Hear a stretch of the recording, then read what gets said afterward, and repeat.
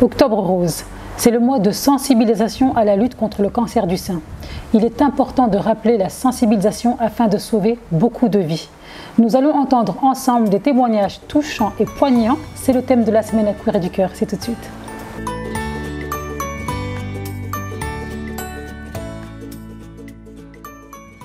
Bonjour Ibrahima. Bonjour Koumba. Bienvenue sur le plateau de Queer et du cœur. Merci beaucoup. Bon, je pense que nous sommes dans le thème Octobre rose. Tu as vu, hein, tu l'as fait la remarque tout à l'heure, je suis habillée en rose. Ouais. Alors la première question que je vais te poser, c'est qu'est-ce que tu penses en fait de cette campagne Octobre rose, de cette sensibilisation contre le cancer du sein? Merci beaucoup. Comme le thème est venu à son heure, c'est quoi Octobre rose? Et même si en marchant, sauf que ça suffit qu'on ouvre les yeux, on voit les femmes sont en rose. Et je taquine mes amis, les jeunes filles ou même ma femme en disant les femmes sont devenues roses. C'est bien, c'est pas quelque chose que nous devons jouer parce que c'est la santé. Effectivement. C'est la santé des gens, des autres. Parfois, si on peut guérir en plaie, il faut s'amuser avec il faut soulager la maladie.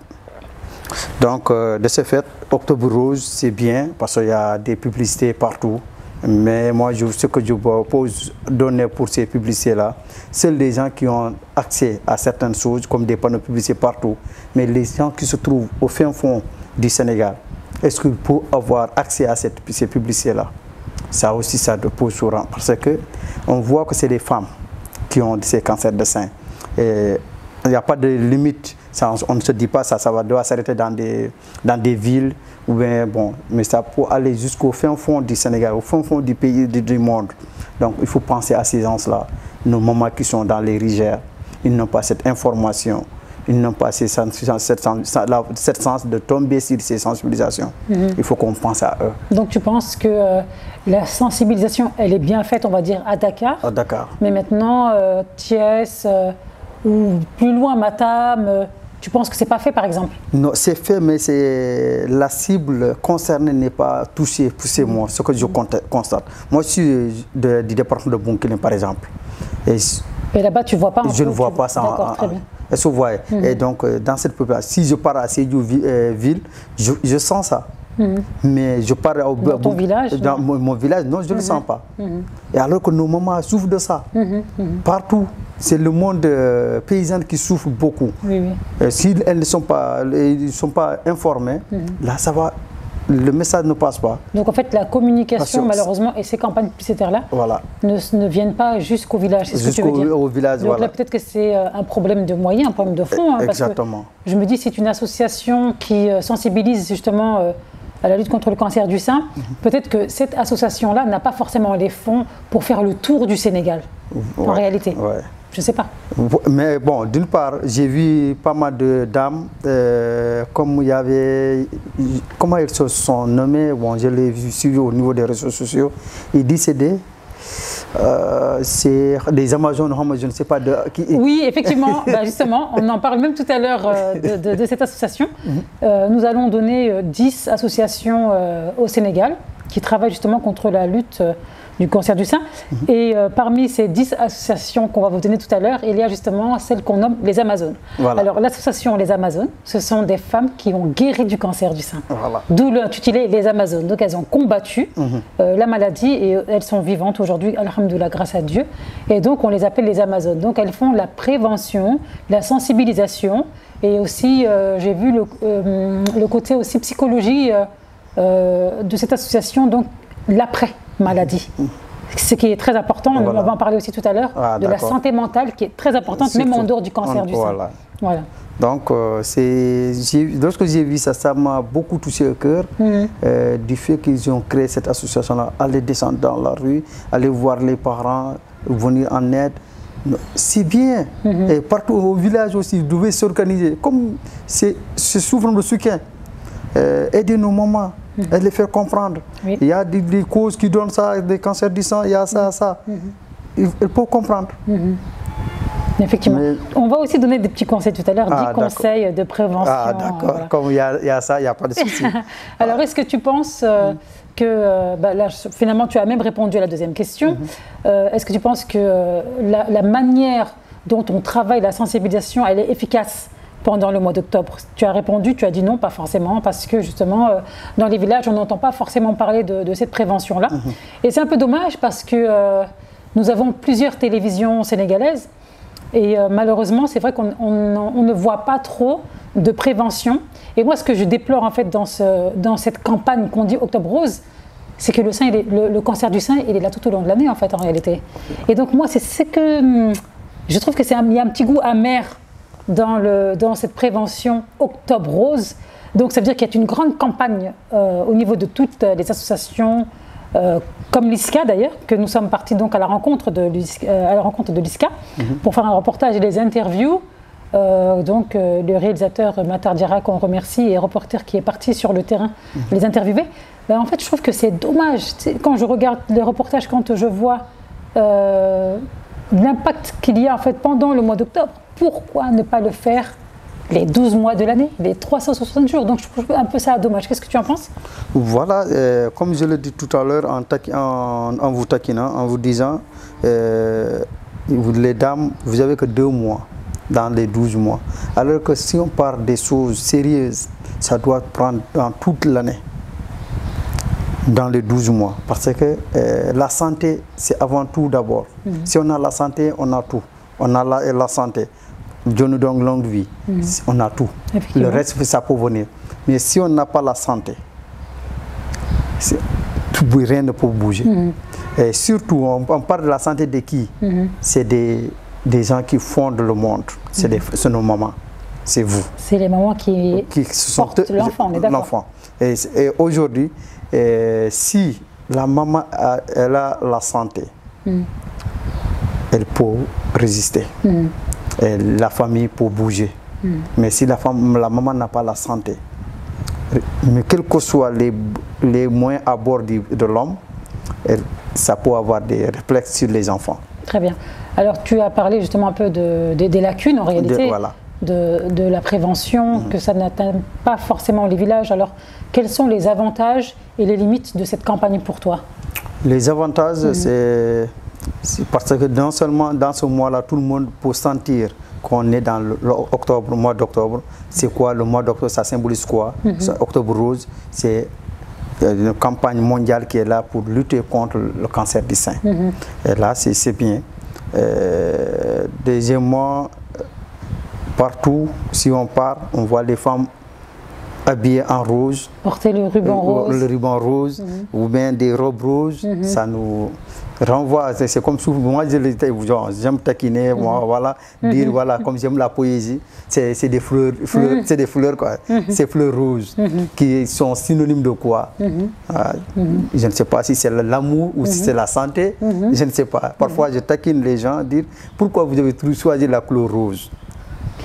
Bon là il faut poser la question à l'organisme, l'association qui a décidé que ce soit un ruban rouge. Moi, je pense que c'est à refaire à la femme. Bon, je l'ai cherché, pour ne pas vous couper, j'ai cherché, j'ai cliqué. Sont les hommes en rose, hein? J'ai cherché dans les nets. Pourquoi ce qui est là? Parce que parfois, je creuse, hein, pourquoi ils ont choisi la couleur rose. Mais si on parle la couleur rose, pour moi, ils l'ont choisi, c'est comme vous l'avez dit, c'est typiquement féminin. Ben oui, c'est ça. C'est logique, c'est tout simple en fait. On fera un quiz tout à l'heure, Octobre Rose, un quiz de 5 questions. Hein. D'accord. Très bien. Alors, cette campagne Octobre Rose, quel est le rôle en fait? Qu'est-ce que ça apporte à la société en fait sénégalaise aujourd'hui? Vous voyez ce que ça apporte à la population sénégalaise ou bien à la société sénégalaise elle-même, c'est préserver la santé d'abord. Parce que si on vient en aide, lorsqu'une personne est malade, elle voit les gens, ça lui soulage. Donc, si elle voit les femmes qui sont atteintes de cancer du sein, elle voit partout où les gens manifestent de cela, ça peut les faire oublier leur maladie. Et ça, c'est important. C'est ça qu'on appelle vient en aide lorsque la personne a besoin. Effectivement. Alors, selon toi, existe-t-il d'autres organismes, d'autres qui font des préventions contre le cancer du sein? Oui, il y a d'autres qui font des préventions contre le cancer, comme ceux qui font...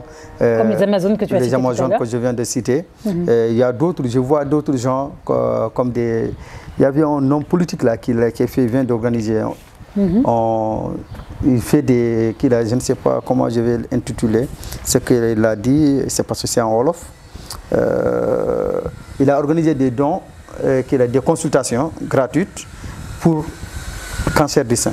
Ça, c'est excellent, oui. Ouais, c'est un homme politique. Ça fait partie de... Bon, je ne connais pas trop l'homme politique, mais c'est vrai que... De toute façon, on en a vu. On a vu Ali Gunjai à l'ISCA, justement, faire une vidéo demandant, justement, faisant un appel aux dons. Nous avons aujourd'hui, je pense que c'est Kumba Gaolo, qui est l'ambassadrice de l'ISCA. L'ISCA, oui. L'ISCA, donc tu as pas mal de choses. On va vous dresser justement cette fameuse liste d'associations qui est importante, puisque finalement ce sont des conseils qu'on donne justement et des informations très utiles aux téléspectateurs, donc on va dire à la jante féminine. Ensuite, nous allons passer au reportage très touchant, comme dit tantôt à l'antenne. Alors, je pense que tu connais celle-ci. Ouais. La première association qu'on va vous donner, c'est l'ISCA. Donc c'est l'ISCA que nous sommes allés rencontrer, qui est une association justement qui mène des actions de prévention, de sensibilisation et de prise en charge des patients atteints de cancer, y compris le cancer du sein. Donc l'ISCA ne travaille pas uniquement contre la lutte du cancer du sein, mais contre plusieurs cancers, et ils sont basés au Sénégal. Nous avons y compris Pink Ribbon Sénégal. Je n'avais pas entendu parler, parce qu'on entend beaucoup parler de l'ISCA, donc je pense que c'est vraiment de la communication. Pink Ribbon Sénégal, donc c'est une association qui vise à sensibiliser, informer et soutenir les femmes touchées par le cancer du sein au Sénégal en mettant en place des programmes de dépistage précoce et d'accompagnement. Donc je pense que c'est très très important de faire justement ces examens, la mammographie qui est très très importante avant que ce soit grave. Pourquoi il y a des femmes qui arrivent à combattre le cancer du sein? C'est parce que ça a été détecté à l'avance. Et donc cette association-là offre, comme tu as dit ton politicien, des consultations de mammographie. Donc je pense que là c'est très très important parce que je pense qu'en moyenne c'est 20 000 francs à 30 000 francs la mammographie et parfois plus quand c'est en clinique privée. Donc imagine-toi si c'est offert par des femmes, pour des femmes, pardon, c'est excellent. Ouais. Une troisième association qu'on va vous offrir aujourd'hui, c'est l'association sénégalaise de soutien et d'assistance aux malades de cancer. ASAMAC, tu connais? Je viens d'entendre, il y a deux là, à part l'ISCA et les Amazones. Et les Amazones que tu as cité. Que j'ai cité, mais les deux là que vous venez de dire, c'est une information pour moi. Très donc, bien. Je vais prendre note. Bah oui, justement, il faut prendre note. J'espère que mesdames, là, vous prenez des notes aussi, hein, c'est pour vous. Alors, quatrième position, Association des femmes sénégalaises pour la promotion de l'oncologie. Donc, ça s'appelle AFSPO. La cinquième association qu'on vous donne, Association africaine de lutte contre le cancer, AALCC. Sixième association des femmes pour la recherche sur le cancer, AFREC. Septième, celle dont Ibrahima nous a cité en début d'émission, les Amazones, association sénégalaise qui réunit des femmes ayant survécu au cancer du sein. Huitième, association des femmes juristes du Sénégal, AFJ, ASSOS, qui travaille à la promotion des droits des femmes et à la sensibilisation sur les questions de santé. Donc je pense que ça c'est très très important. Donc il y a aussi un service juridique pour connaître ses droits également, parce que c'est très important. Qu'est-ce que tu en penses? Ça c'est bien, parce que le droit doit s'accommoder avec toute organisation. Parce que si on fait quelque chose, on exerce quelque chose, on doit connaître notre droit et nos devoirs. Et c'est important. Lorsque j'ai entendu AFJ dans ça, association juriste AFJ dans ça, donc ça m'a soulagé. Ça veut dire les femmes là qui vont venir en aide à leurs camarades, donc ils doivent être juridiquement surveillés. Ils devaient connaître d'abord ce qu'ils devaient faire, ce qu'ils ne devaient pas faire. Parce que si on a une structure sans connaître la jurisprudence, ça on peut aller heurter là où on ne devait pas heurter. C'est vrai. Neuvième association qu'on vous donne, prenez note mesdames, l'Association des femmes sénégalaises pour la paix, AFSP, sensibilise sur les questions de santé féminine et encourage à l'autonomisation des femmes. 10e association, donc c'est l'association des jeunes pour la lutte contre le cancer, AJLC, composée de jeunes engagés dans la lutte contre le cancer. Donc j'espère que vous avez bien pris note de ces 10 associations qu'on vous a offertes. Tout à l'heure, on va vous donner 10 conseils précieux contre justement la lutte contre le cancer du sein. Nous allons passer tout de suite au reportage donc, de Matar Diarra sur la lutte du cancer du sein Octobre Rose. C'est tout de suite.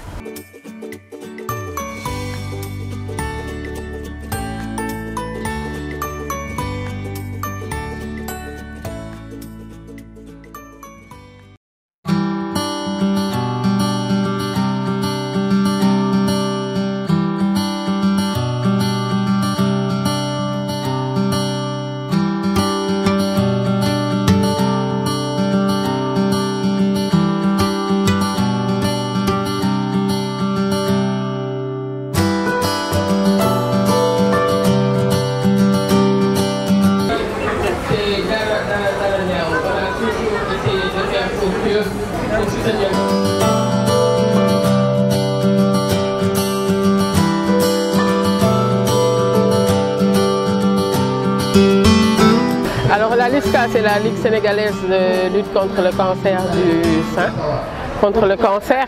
Hein. Et donc ils sont vraiment actifs dans la lutte contre le cancer et particulièrement pendant Octobre Rose, ils organisent donc vraiment un mois entier de sensibilisation et de consultation, de dépistage. Parce que ce qui est important dans le cancer, c'est le dépistage précoce. Quand il est dépisté précocement, il se soigne parfaitement bien.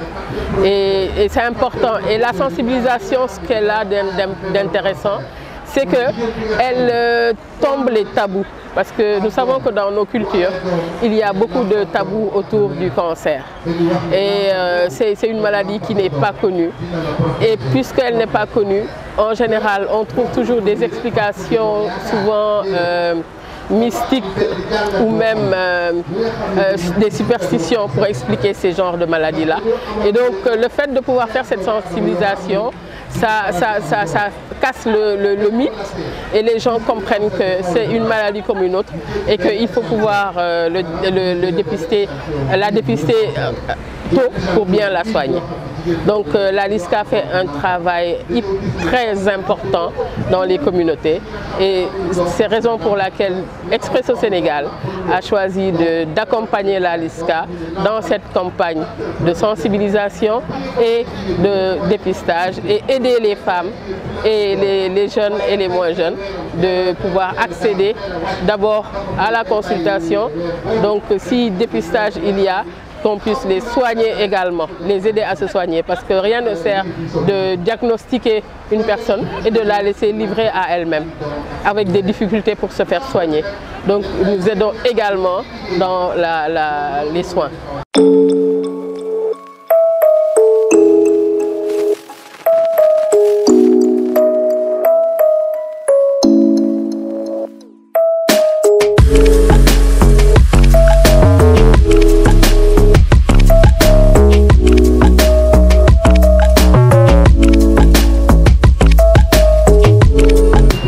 Je suis là parce qu'il y a mon mari qui m'a demandé d'essayer de faire le dépistage pour savoir si par exemple je suis malade ou bien pour même prévenir le cancer. Puisque je connais déjà des personnes qui sont mortes à cause du cancer, comme ma maman d'abord. Et aussi, je voulais aussi savoir si par exemple il y a des moyens que j'obtienne cette maladie. Donc, pour ne pas avoir des doutes, c'est pour cela que je suis là.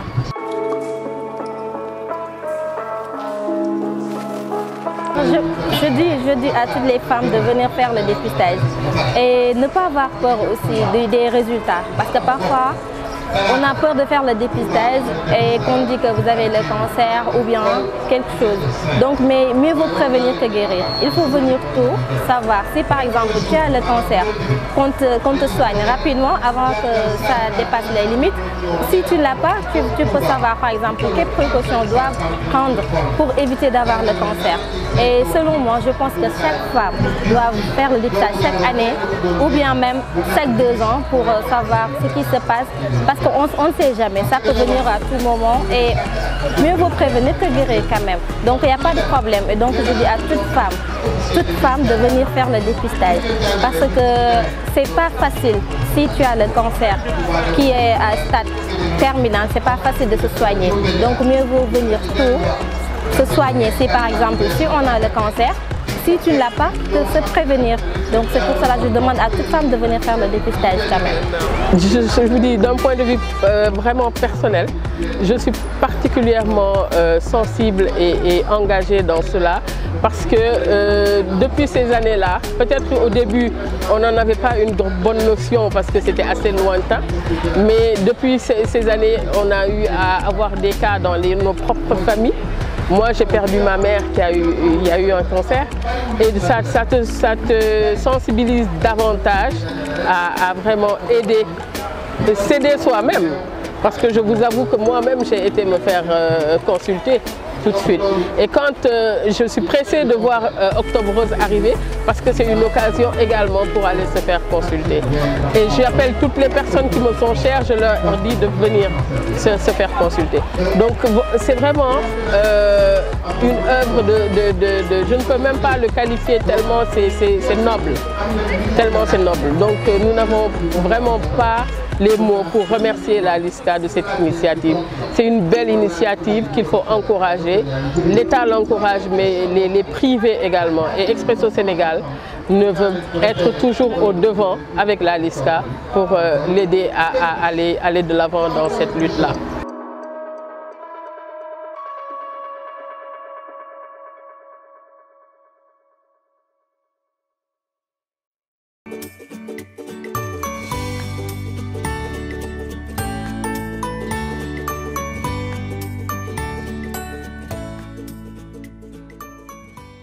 Alors Ibrahima, tu l'as entendu et vu comme moi ainsi que les téléspectateurs. Nous avons écouté la directrice de communication d'Expresso qui est un des partenaires officiels de la LISCA, donc la Ligue au Sénégal qui combat le cancer et qui fait beaucoup de prévention et de sensibilisation le mois d'Octobre Rose. Et donc alors elle donnait son point de vue, sachant qu'elle a sa mère également qui est décédée du cancer, donc ça la tient tellement à cœur. Alors elle a parlé de sensibilisation, la sensibilisation qui est très très importante et qui a un impact positif au sein du Sénégal. Elle a parlé aussi, alors là ça m'a un petit peu perturbée, que parfois lorsqu'une maladie touche un Sénégalais ou une Sénégalaise, tout de suite on pense au côté mystique. Et donc là je pense que c'est quand même grave d'en arriver là, parce que la maladie existe, c'est scientifiquement prouvé. Et donc, c'est pas bon justement de penser que c'est justement des attaques mystiques, or que c'est une maladie tout simplement venue comme ça, parce que finalement, la maladie qui touche les êtres humains, et d'où ça vient du jour au lendemain, on ne sait pas, et à tout âge, c'est vraiment le cancer. Donc, elle a dit, pour éviter justement que l'on pense que c'est mystique, ça casse immédiatement le mythe. Donc, c'est un grand travail de la LISCA. Et elle dit que c'est très important que ce dépistage est offert gratuitement, ça permet justement aux femmes d'en bénéficier. Qu'est-ce que tu en penses? C'est bien, merci beaucoup. Je félicite la directrice de communication de l'Expresso de cette intervention pertinente. Comme elle est sénégalaise, elle connaît les réalités, chaque milieu a ses réalités. Comme vous l'avez dit, nous l'avons écouté en même temps. J'ai entendu ce qu'elle a dit. Comme sa maman, elle est morte à cause du cancer. Donc ça, d'abord, je dis d'abord paix à son âme. Elle a parlé, comme vous venez de le dire, elle s'est précipitée même que l'Octobre Rose arrive, comme je viens de le dire. On ne doit pas attendre d'abord que c'est le mois d'octobre que les femmes doivent aller se faire des dépistages pour savoir si elle souffre du cancer du sein. Certes, il y a certains organismes qui le font.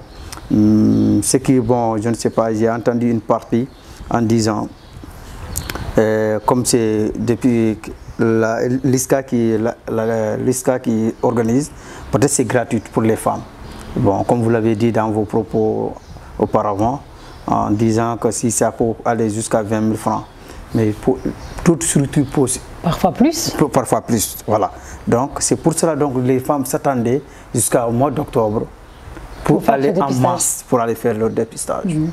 Et là, devait trouver encore, on encourage ces organismes qui le font, ils devaient encore trouver un autre moyen pour ne pas s'attendre jusqu'à octobre. Bon, je pense que, par exemple, si on se dirige vers une association, même en dehors du mois d'octobre, je pense que le dépistage est offert. Voilà. Je pense, je ne suis pas certaine, mais je pense quand même que ce serait dans la logique qu'une personne qui tape à la porte et qui n'a pas forcément les moyens, que l'association puisse l'aider. Je pense, parce que comme ils ont beaucoup de partenaires quand même, la LISCA, bon là on prend exemple la LISCA parce que nous sommes allés à leur rencontre, mais je pense que tu peux faire le dépistage en dehors du mois d'octobre. Oui. Ça c'est bien. Sur ça, la femme, elle parlait des choses mystiques. Parce que pourquoi ce que j'ai retenu des intervenants, c'est une maladie qui n'est pas la nôtre. Une maladie, c'est pour tout le monde, c'est vrai, mais on ne le connaît pas. Si on voit nos ancêtres, l'Afrique ne connaît pas ces genres de maladies. Le cancer du sein. Le cancer du sein. Vous savez pourquoi? D'une part, parce qu'il faut aussi, si on souffre de quelque chose, nous devons aller creuser. Qu'est-ce qui est à l'origine de ça? C'est important. Si j'ai des maux de ventre, je dois savoir, d'abord, première chose, intersection que je dois faire, qu'est-ce que j'ai mangé d'abord? Qu'est-ce que j'ai bu d'abord? Tout ça. Oui, mais là, tu compares un mot de ventre. Non, j'en viens. En fait, des maux de ventre. Des maux de ventre. Ah, cancer du sein. Non, c'est sous forme d'exemple, ce que je vous donne. Le cancer du sein, j'entends parfois, les femmes mettaient dans leur situation de gorge de l'argent. Des pièces d'argent, alors que les médecins nous disent, ça peut donner des cancers du sein. Très bien. Hein? Est-ce que vous voyez? Je comprends très bien. Vous comprenez là où je voulais? Donc certaines pratiques ça fait partie des conseils justement qu'on va donner. Elle a dit, c'est parce que pour certains, c'est un sujet tabou. Pour certains Africains, elle l'a dit. Parce que si elle l'a dit, elle l'a vécu, elle connaît. Et sa maman est décédée à cause du cancer. Donc elle connaît mieux que moi ce que cela veut dire. Et oui, quand elle a dit que c'était un tabou, au Sénégal. Au Sénégal. Parce qu'on ne le connaît pas.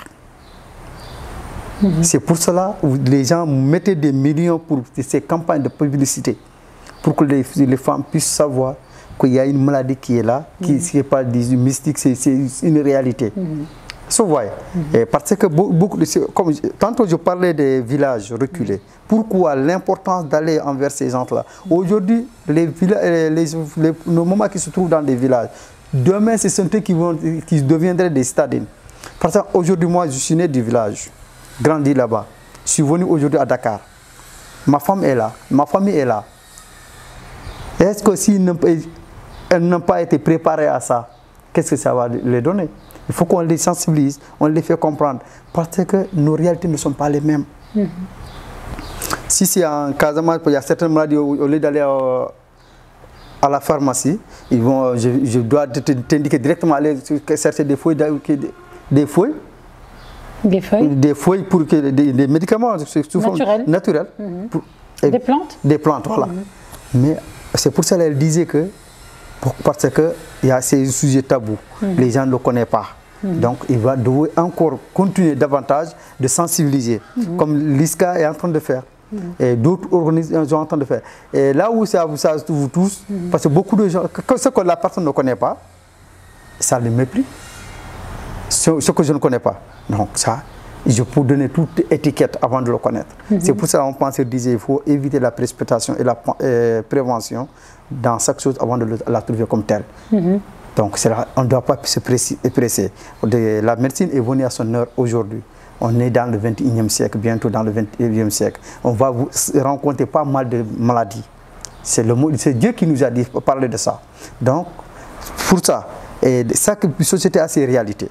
Nous devons encore coller nos réalités positives, aller avec, voilà, et, comme disait Senghor, c'est des brassages culturels. Aller qui nous prendre ceux d'Occident, ceux de vous, et mixer avec ce que nous portons. Et pas mal, aujourd'hui, on voit que ce cancer du sein est plus fréquent, c'est nous. Parce que c'est vous, les gens, ça y en a, mais il y a la communication qui est là. C'est-à-dire qu'en France, il faut comprendre que la prévention, elle est très forte. Voilà. Ça veut dire qu'en France, il y a...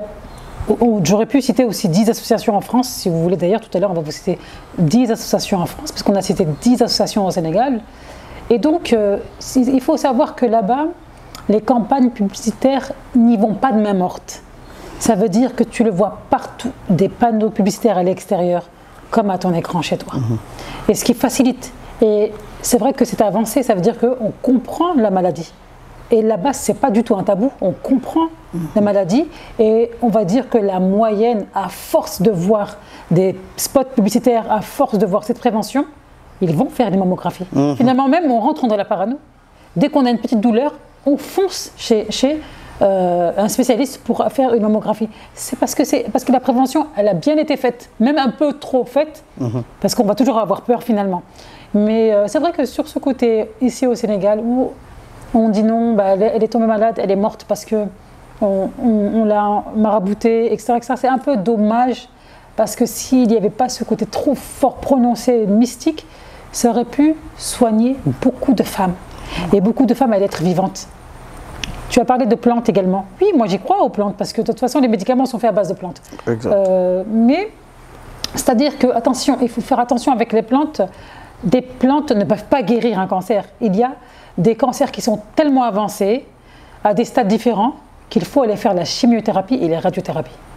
Donc il ne faut pas induire quand même les femmes en erreur, leur donner de l'espoir, en disant que si tu prends telle plante, c'est pas comme guérir des fibromes, c'est pas comme on retire des fibromes avec certaines plantes, ça j'y crois très fortement. Mais quand même, un cancer du sein, il faut vraiment maîtriser sa langue et sa parole, à faire attention, parce qu'il faut qu'il y ait une prise en charge auprès de la médecine générale et non traditionnelle. Hein. Donc on a aussi entendu au reportage donc, cette jeune femme, parce qu'il y a eu 2 femmes, donc la directrice de communication d'Expresso, et une autre jeune femme qui parlait justement, parlait de son ressenti et de son vécu, parce qu'elle a perdu elle également sa maman d'un cancer du sein. Et donc j'ai bien aimé sa phrase, vaut mieux prévenir que guérir, elle a dit à 2 reprises. C'est important. Ça rejoint ce que l'on dit actuellement, la prévention elle est très importante. Il ne faut pas hésiter, surtout en plus c'est gratuit, donc il faut y aller le faire. C'est vrai que des fois, il y a la paresse, des fois on ne réalise pas vraiment la gravité des choses jusqu'à l'avoir eu. Hein, donc il y a beaucoup de facteurs que j'arrive à comprendre au Sénégal qui sont totalement différents de la France, mais il faut pousser et il faut vraiment se forcer à aller faire cette mammographie pour être rassuré et apaisé. Après, c'est pas facile d'aller faire la mammographie et d'attendre les résultats derrière comme ça. Et j'avoue que même quand on fait une simple prise de sang, simple routine, on a peur quand le bilan arrive, on tremble, on s'imagine tellement de choses. Et donc c'est vrai que l'accompagnement aussi mental est très important. Hein. Le soutien mental, l'accompagnement mental, à ne pas négliger. Surtout. À ne pas négliger. Hein. Surtout. Alors, Ibrahima, quel est l'impact réel de toutes ces campagnes en fait publicitaires, Octobre Rose et ailleurs également? Quel est l'impact réel selon toi? L'impact, c'est la solidarité qui est là. Ça crée une solidarité et le souci aussi des autres. Parce que ceux qui le font, ils ne sont pas encore bons. Pour moi, ils ne sont pas encore malades, ils ne sont pas encore sur le lit. Pour pouvoir aider les autres, il faut avoir cette force et cette capacité. La capacité, c'est quoi? C'est la capacité mentale, comme vous venez de le dire. Et reconnaître qu'il y a quelque chose qui est là, qui nous guette. C'est quoi? C'est, comme elle l'a dit, il faut prévenir. Cette prévention, on ne doit pas le faire pendant, c'est avant. Et pendant, c'est le traitement. Avant, on informe. les gens, d'aller faire des dépistages et consorts. Donc l'impact positif qu'elle fait, c'est positif, c'est moi. Pourquoi positif? Parce que partout où on passe, on voit la couleur rouge. Ça peut aller, les gens peuvent faire des débats. Comme je viens de le dire, j'ai vu que 2 politiciens qui à leur meeting, ces femmes se sont habillées en rouge. Le plus jeune député de l'Assemblée, il a fait ça, c'est lui. Ah, les femmes du candidat, l'autre là, qui est le candidat de Benno Bokk Yakaar, j'ai vu aussi au Parcelles Assainies, les femmes sont habillées, peut-être si vous cliquez, vous allez voir, ils sont habillées en rouge. Moi, j'aime taquiner, je dis, mais pourquoi? Ces femmes-là sont...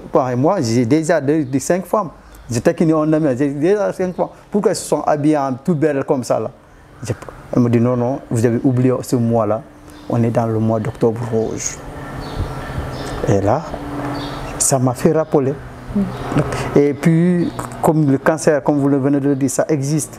L'impact encore que ça doit jouer encore, c'est la solidarité. C'est important. Si les gens sont solidaires, comme disait Land, comme je le dis encore, ensemble nous pouvons. Mais si on est divisé, en rang dispersé, on ne peut rien. La maladie peut avoir gagné le terrain.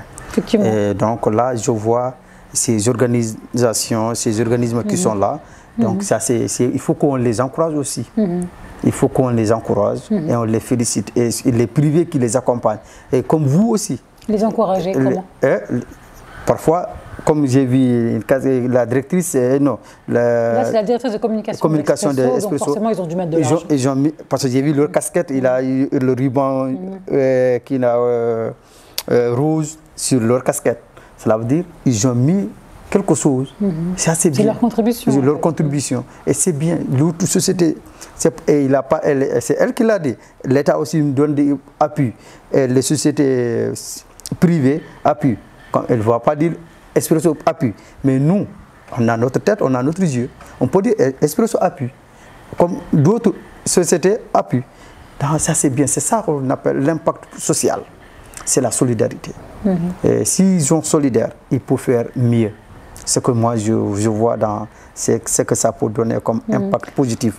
Il y a peut-être aussi des impacts négatifs. Comment impact négatif? Non, si, ça peut avoir des impacts négatifs. Parce que dans une chose, tout ne peut pas être rouge. Si on voit chaque chose, il y a positif et négatif. Qu'on le dit ou pas, il y en a. Mais donc, quelle serait, selon toi, la négativité, finalement, dans ces campagnes? Dans ces campagnes, parce qu'on vient de le dire, d'autres n'ont pas cette information. Pour eux, c'est pas... Ils ont raté. On peut sauver des vies. Ça, c'est un. Pourquoi ils ont raté? Parce qu'ils ne savent pas. Elles ne savent pas. Donc ils ont raté. Du moins, je ne cite pas la LISCA, mais du moins, si je te comprends bien, c'est par exemple une association qui n'a pas pu se faire entendre dans un village a raté sa communication. Moi, je viens de... Il y a d'autres structures qui sont là, qui évoluent dans ce milieu. Je viens de l'entendre. Si ce n'est pas votre curiosité intellectuelle, allez creuser quelles sont les structures qui sont là pour célébrer cette solidarité de ce mois d'octobre rose. Moi, je ne sais pas, je n'ai jamais été informé de ça. Nous sommes d'accord qu'il y a un ministère de la Santé au Sénégal. Oui. Nous sommes d'accord que déjà à la base, ce n'est même pas le travail d'une association privée, donc externe du gouvernement, mais à la base, qui dit gouvernement, qui dit président, il doit y avoir quand même une structure pour protéger le peuple sénégalais. Ce qui veut dire que lorsque nous sommes dans un pays aujourd'hui, tu as dit que nous on est dans le 21e siècle, mais dis-toi qu'il y a, entre guillemets, protecteur terrestre. Oui. Il y a un ministère de la Santé. Oui. Donc pour moi, si on doit dire qu'il y a des négativités, moi je pointe le doigt au ministère de la Santé. Ah bon? Il y a une caisse dans chaque ministère.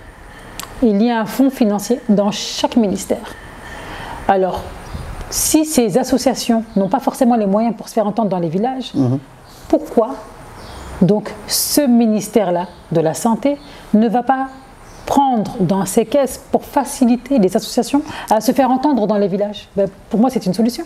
Voilà. Là, on va parler... Et là, pour le coup, comme il y a un ministère et que le ministère il est là H24, il n'y a pas de repos chez un ministère, ben, je pense que le ministère, là, peut faire son travail annuel tout au long de l'année, dans tous les de prévention et dans toutes les maladies, y compris le cancer du sein. Bon, je suis tout à fait d'accord, mais ce que je dois rebondir, c'est quoi? C'est l'organisation. Si le ministère de la Santé et de la Prévention, elles sont en phase du monde du monde du malade, parce que c'est pour cela que l'État a mis ce ministère-là, pour que je puisse veiller sur la santé des gens et la sensibilisation. Mais ce que je dois dire, rebondir, ce que j'appelle l'organisation, les organisations qui sont là, qui se focalisent sur, typiquement, peut-être ils vont faire d'autres, mais ceux qui sont reconnus dans ça, c'est quoi? Cancer du sein. Comme l'ISCA et d'autres que vous venez de citer, ALCC, tout ça, il doit s'organiser. Mais il faut des fonds. Non, j'en viens. C'est une association. L'association a besoin de fonds. Sans fonds, tu ne peux rien faire. Ça, je suis conscient de ça. Bah oui. Même l'État ne peut tout faire. Ça, je suis tout à fait d'accord. Et je reconnais de ça. Et je les félicite d'abord. Parce qu'avoir le courage de mettre tout ce que j'ai dit, que l'on là, on dit je vais aider les gens, ça c'est... On doit les remercier d'abord, mais ils devaient s'organiser. Par exemple, ASSP, moi je viens de l'entendre. Donc ça, communication, moi je le dis toujours, si on veut faire mieux que les autres, il faut se démarquer des autres. Ce que vous ne pouvez pas faire, moi, pour que je puisse atteindre mes objectifs, je dois commencer à voir. C'est ça qu'on appelle en marketing l'innovation. Il faut innover. Mais si tout le monde fait la même chose... Bon là, si tout le monde fait la même chose dans ce cadre-là, c'est très bien.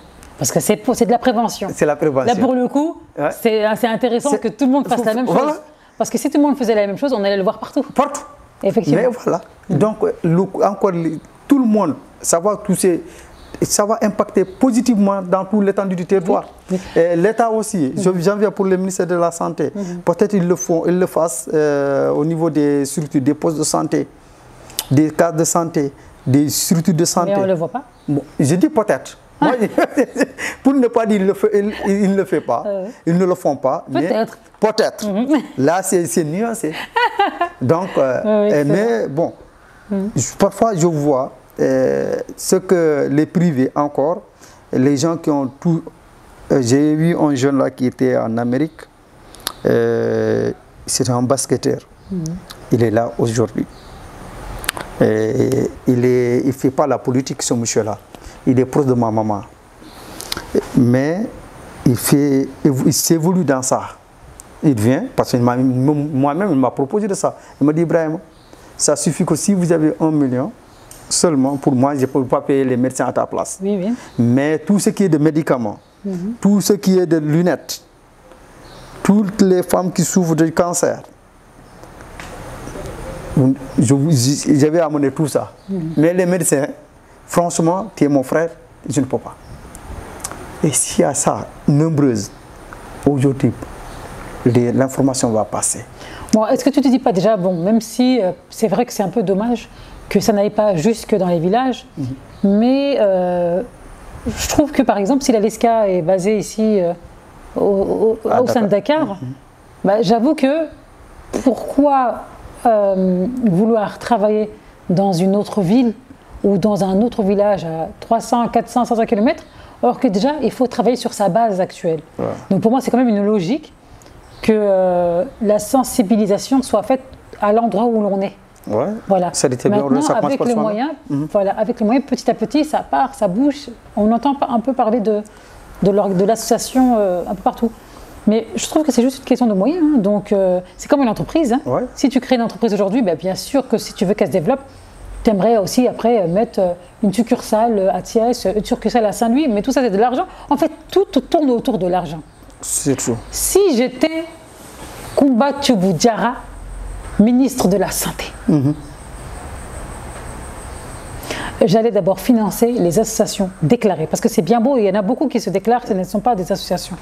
J'allais financer ces associations et sans dire faites-moi un dossier de tel, on le voit à travers leur travail. J'allais financer ces associations pour c'est déjà fait. Pour qu'elles se fassent... Pardon? C'est déjà fait. Donc le ministère de la Santé a financé des associations? Je l'ai entendu. Tu viens de dire que tu n'as pas entendu ces associations-là? Non. On en a cité 10, sur les 10, tu en connais 2. Voilà. Je dis, bon, c'est une dame qui vient de... Mais il était présent à l'ISCA. Mais les autres, mais elle disait qu'il y a l'État qui appuie et les privés qui appuient. Je l'ai entendu.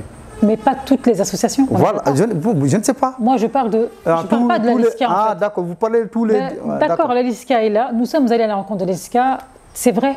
Mais la LISCA ne peut pas gérer tout le Sénégal. Ouais, si.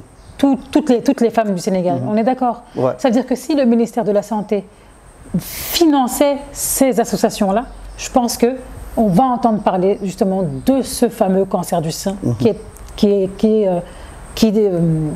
fait des ravages chez la femme. Donc déjà, il y a ce côté-là. Maintenant aussi, il faut dire la vérité, le ministère de la Santé, il y a de l'argent, n'a qu'à aussi faire des spots. Si toi, tu n'as pas entendu parler de ces associations-là, tu as dit toi-même, donc il faut avoir les moyens de créer des spots, de faire des spots publicitaires. Le ministère a une caisse. Donc si dans le service de la communication, de la santé, on répertoriait toutes les fêtes des maladies annuelles, parce qu'il y a le sida, tu as les maladies enfantines, tu as les maladies du sang, les cancers du sang, tu as le paludisme, voilà, tu as le diabète, l'hypertension. Donc, ils n'ont qu'à faire un calendrier de toutes les maladies à l'année. Et donc là, de créer à chaque maladie un spot publicitaire de prévention et qui va tourner en boucle par force sur toutes les chaînes télévisées. N'est-ce pas une bonne idée pour le ministère de la Santé? Ils ont quand même payé TF1 pour ça, parce qu'on leur a donné une bonne idée, excellente idée. Ça, c'est une excellente idée. C'est une excellente idée, il faut dire la vérité. Ils n'ont qu'à faire leur boulot, moi je dis. Ça va coïncider avec ce que je viens de le dire, ça c'est l'organisation. C'est de l'organisation, c'est du travail. C'est du travail. Et tu l'as dit toi-même, c'est de la solidarité. Solidarité. Très bien. On va écouter les micro-trottoirs de personnes atteintes du cancer, des personnes qui ont guéri du cancer, je ne sais pas. On le découvre ensemble tout de suite.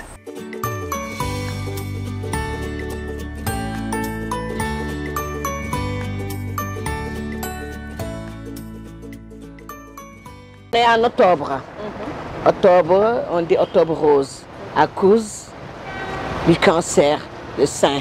Vraiment, je souhaite toutes les femmes du monde entier qui vivent jusqu'à 100 ans.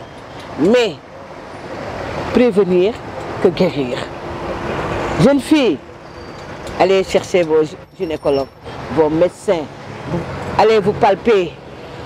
Regardez s'il n'y a pas de... Comment on appelle boulon? Des quoi? C'est des quoi? Hein?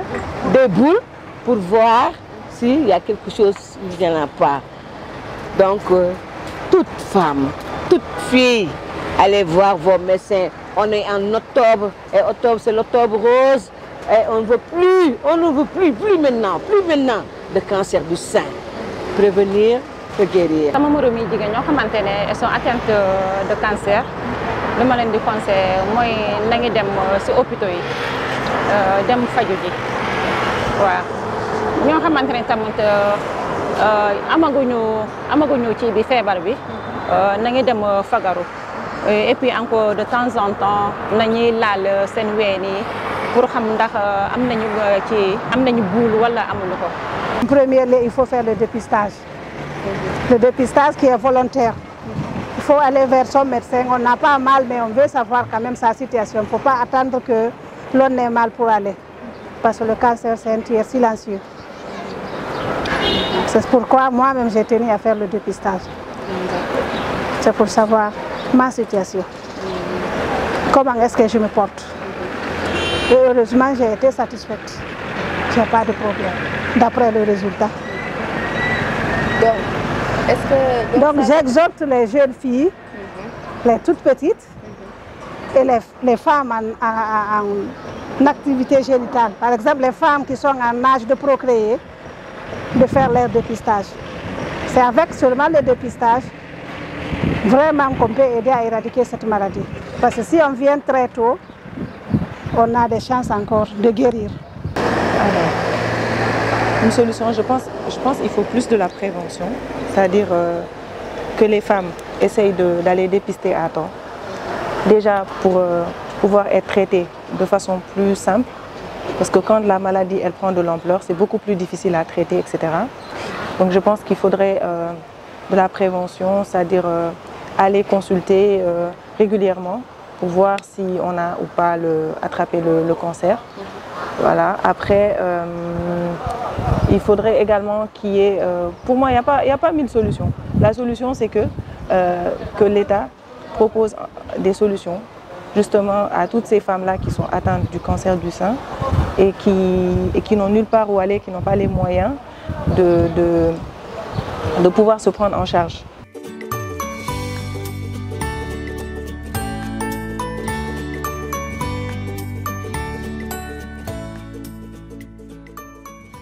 Alors, nous avons entendu ensemble les micro-trottoirs de plusieurs jeunes femmes. On a entendu leur point de vue. Alors, voici ce qui s'est dit Ibrahima. Alors, il y en a une qui était... Elle souhaitait du bien en fait aux femmes et j'ai beaucoup aimé. Je souhaite que toutes les femmes du monde entier vivent jusqu'à 100 ans. Franchement, j'ai adoré ce qu'elle a dit. Amin. Amen. Mieux vaut prévenir que guérir. On l'a entendu régulièrement. Les filles, allez chercher vos gynécologues, ça aussi ça m'a fait un peu rire, mais c'est vrai, les filles et les femmes, allez chercher vos gynécologues, vos médecins, faites vous-même vos palpés roulés. Je pense même sur internet, sur YouTube, on a pas mal de vidéos de médecins qui nous montrent comment faire ce fameux palpé roulé, pour ainsi voir s'il y a une boule au niveau de la poitrine et là, allez directement consulter. Nous avons aussi entendu toute femme, toute fille aller voir le médecin encore une fois. C'est le mois de l'Octobre Rose, donc le dépistage est gratuit. Je ne veux plus voir de cancer du sein. Amin. Oui. Nous avons aussi entendu, faites encore vos palpés roulés, il est temps. C'est le mois d'Octobre Rose. Il faut faire le dépistage. N'attendez pas d'avoir la maladie pour y aller.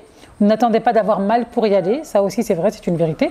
Alors c'est un cancer silencieux, c'est vrai qu'à la base tous les cancers généraux sont silencieux. Alors, alors faites vous-même votre dépistage, on l'a encore entendu. Il y en a une qui a fait son dépistage pour connaître sa situation et alhamdoulilah, elle n'a rien. Ensuite, il faut plus de prévention avant de passer à la guérison, donc ça aussi c'est vrai. Et pour terminer, il faut que l'État trouve des solutions pour que les femmes qui ont cette maladie soient aidées, soulagées. Qu'en penses-tu? Bon, c'est bien, l'État est sur ça. C'est pas une chose que je dois dire, voilà, c'est pas affaire de partisanerie, mais l'État est sur ça. Parce qu'aujourd'hui, l'État est conscient que le monde, aujourd'hui, le monde avance. Et comme le monde avance, il y a tout, comme je l'avais dit tantôt, il y aura toutes sortes de maladies. Qui a pensé qu'il y aura une maladie qu'on peut appeler pandémie? Il n'y aura pas de Eid à la Mecque, il n'y aura pas de prière au mosquée. Donc tout ça. Et si aujourd'hui l'État, comme il l'a dit, l'État doit aider ces femmes-là à puisse faire normalement leur consultation ou dépistage du cancer du sein. Parce que c'est aujourd'hui, on est dans leur mois, l'Octobre Rouge. En dehors du mois d'octobre, l'État doit mettre des mécanismes en place pour soutenir des femmes ou bien tout le monde, de la santé de tout le monde. Veiller, comme l'État joue un rôle de veille et de maintien. Ce n'est pas seulement des hommes des forces de l'ordre qui jouent ce rôle-là. Les forces de l'ordre sont dans l'État. L'État aussi joue ce rôle-là. Comme il y a le ministère de la Santé qui est là, il doit tout faire pour veiller sur ça. Comme la maman l'a dit, d'ici peu de temps, elle souhaite ne pas entendre le cancer du sein. Amin. Amin. Parce que si l'être parle, on l'écoute, on sent ce qu'elle veut dire, sans parler même. Si ça suffit qu'elle commence à parler, Il y a des choses qu'il ne dit pas, on le sent. On sous-entend ce qu'elle veut dire. Parce que c'est peut-être ce que je vois, elle connaît quelqu'un qui souffre du cancer du sein. C'est pour cela qu'il a pris cette prière, dire allez-y vous dépister, allez-y, et jusqu'à dire les jeunes filles. C'est tellement qu'il voit, ou bien elle a vu quelqu'un, ou bien elle-même, elle a ça. Il y a ces deux choses, hypothèses là. Mais ce que bon, je peux m'appesantir, c'est un de ses proches qui vit de ça là. C'est pour cela qu'elle dit, même les filles, alors qu'on sait que le cancer du sein, c'est le dépistage, ça commence de 50 ans pour les femmes. Mais pourquoi elle s'est descendue, dit les filles? Bon, moi, à l'époque, j'avais une copine d'école qui a eu le cancer à l'âge de 30 ans et elle est décédée très rapidement. Voilà. En fait, elle ne savait pas. Et donc, même moi, à cette foule-là, elle n'avait même pas 30 ans. Elle n'avait même pas 30 ans, c'était même moins de 30 ans. Voilà. Et donc, le cancer, elle a attrapé.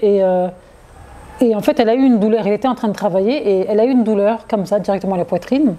Et lorsqu'elle est partie consulter, elle avait ce cancer du sein et c'était trop tard. Voilà. Et je m'en souviens, donc c'était Blandine. Elle s'appelait Blandine. Et c'était une... C'est ça qui me... C'était bizarre des fois. Bon, après, c'est Allah qui décide. Hein. Mais c'était une jeune fille sans problème. Voilà.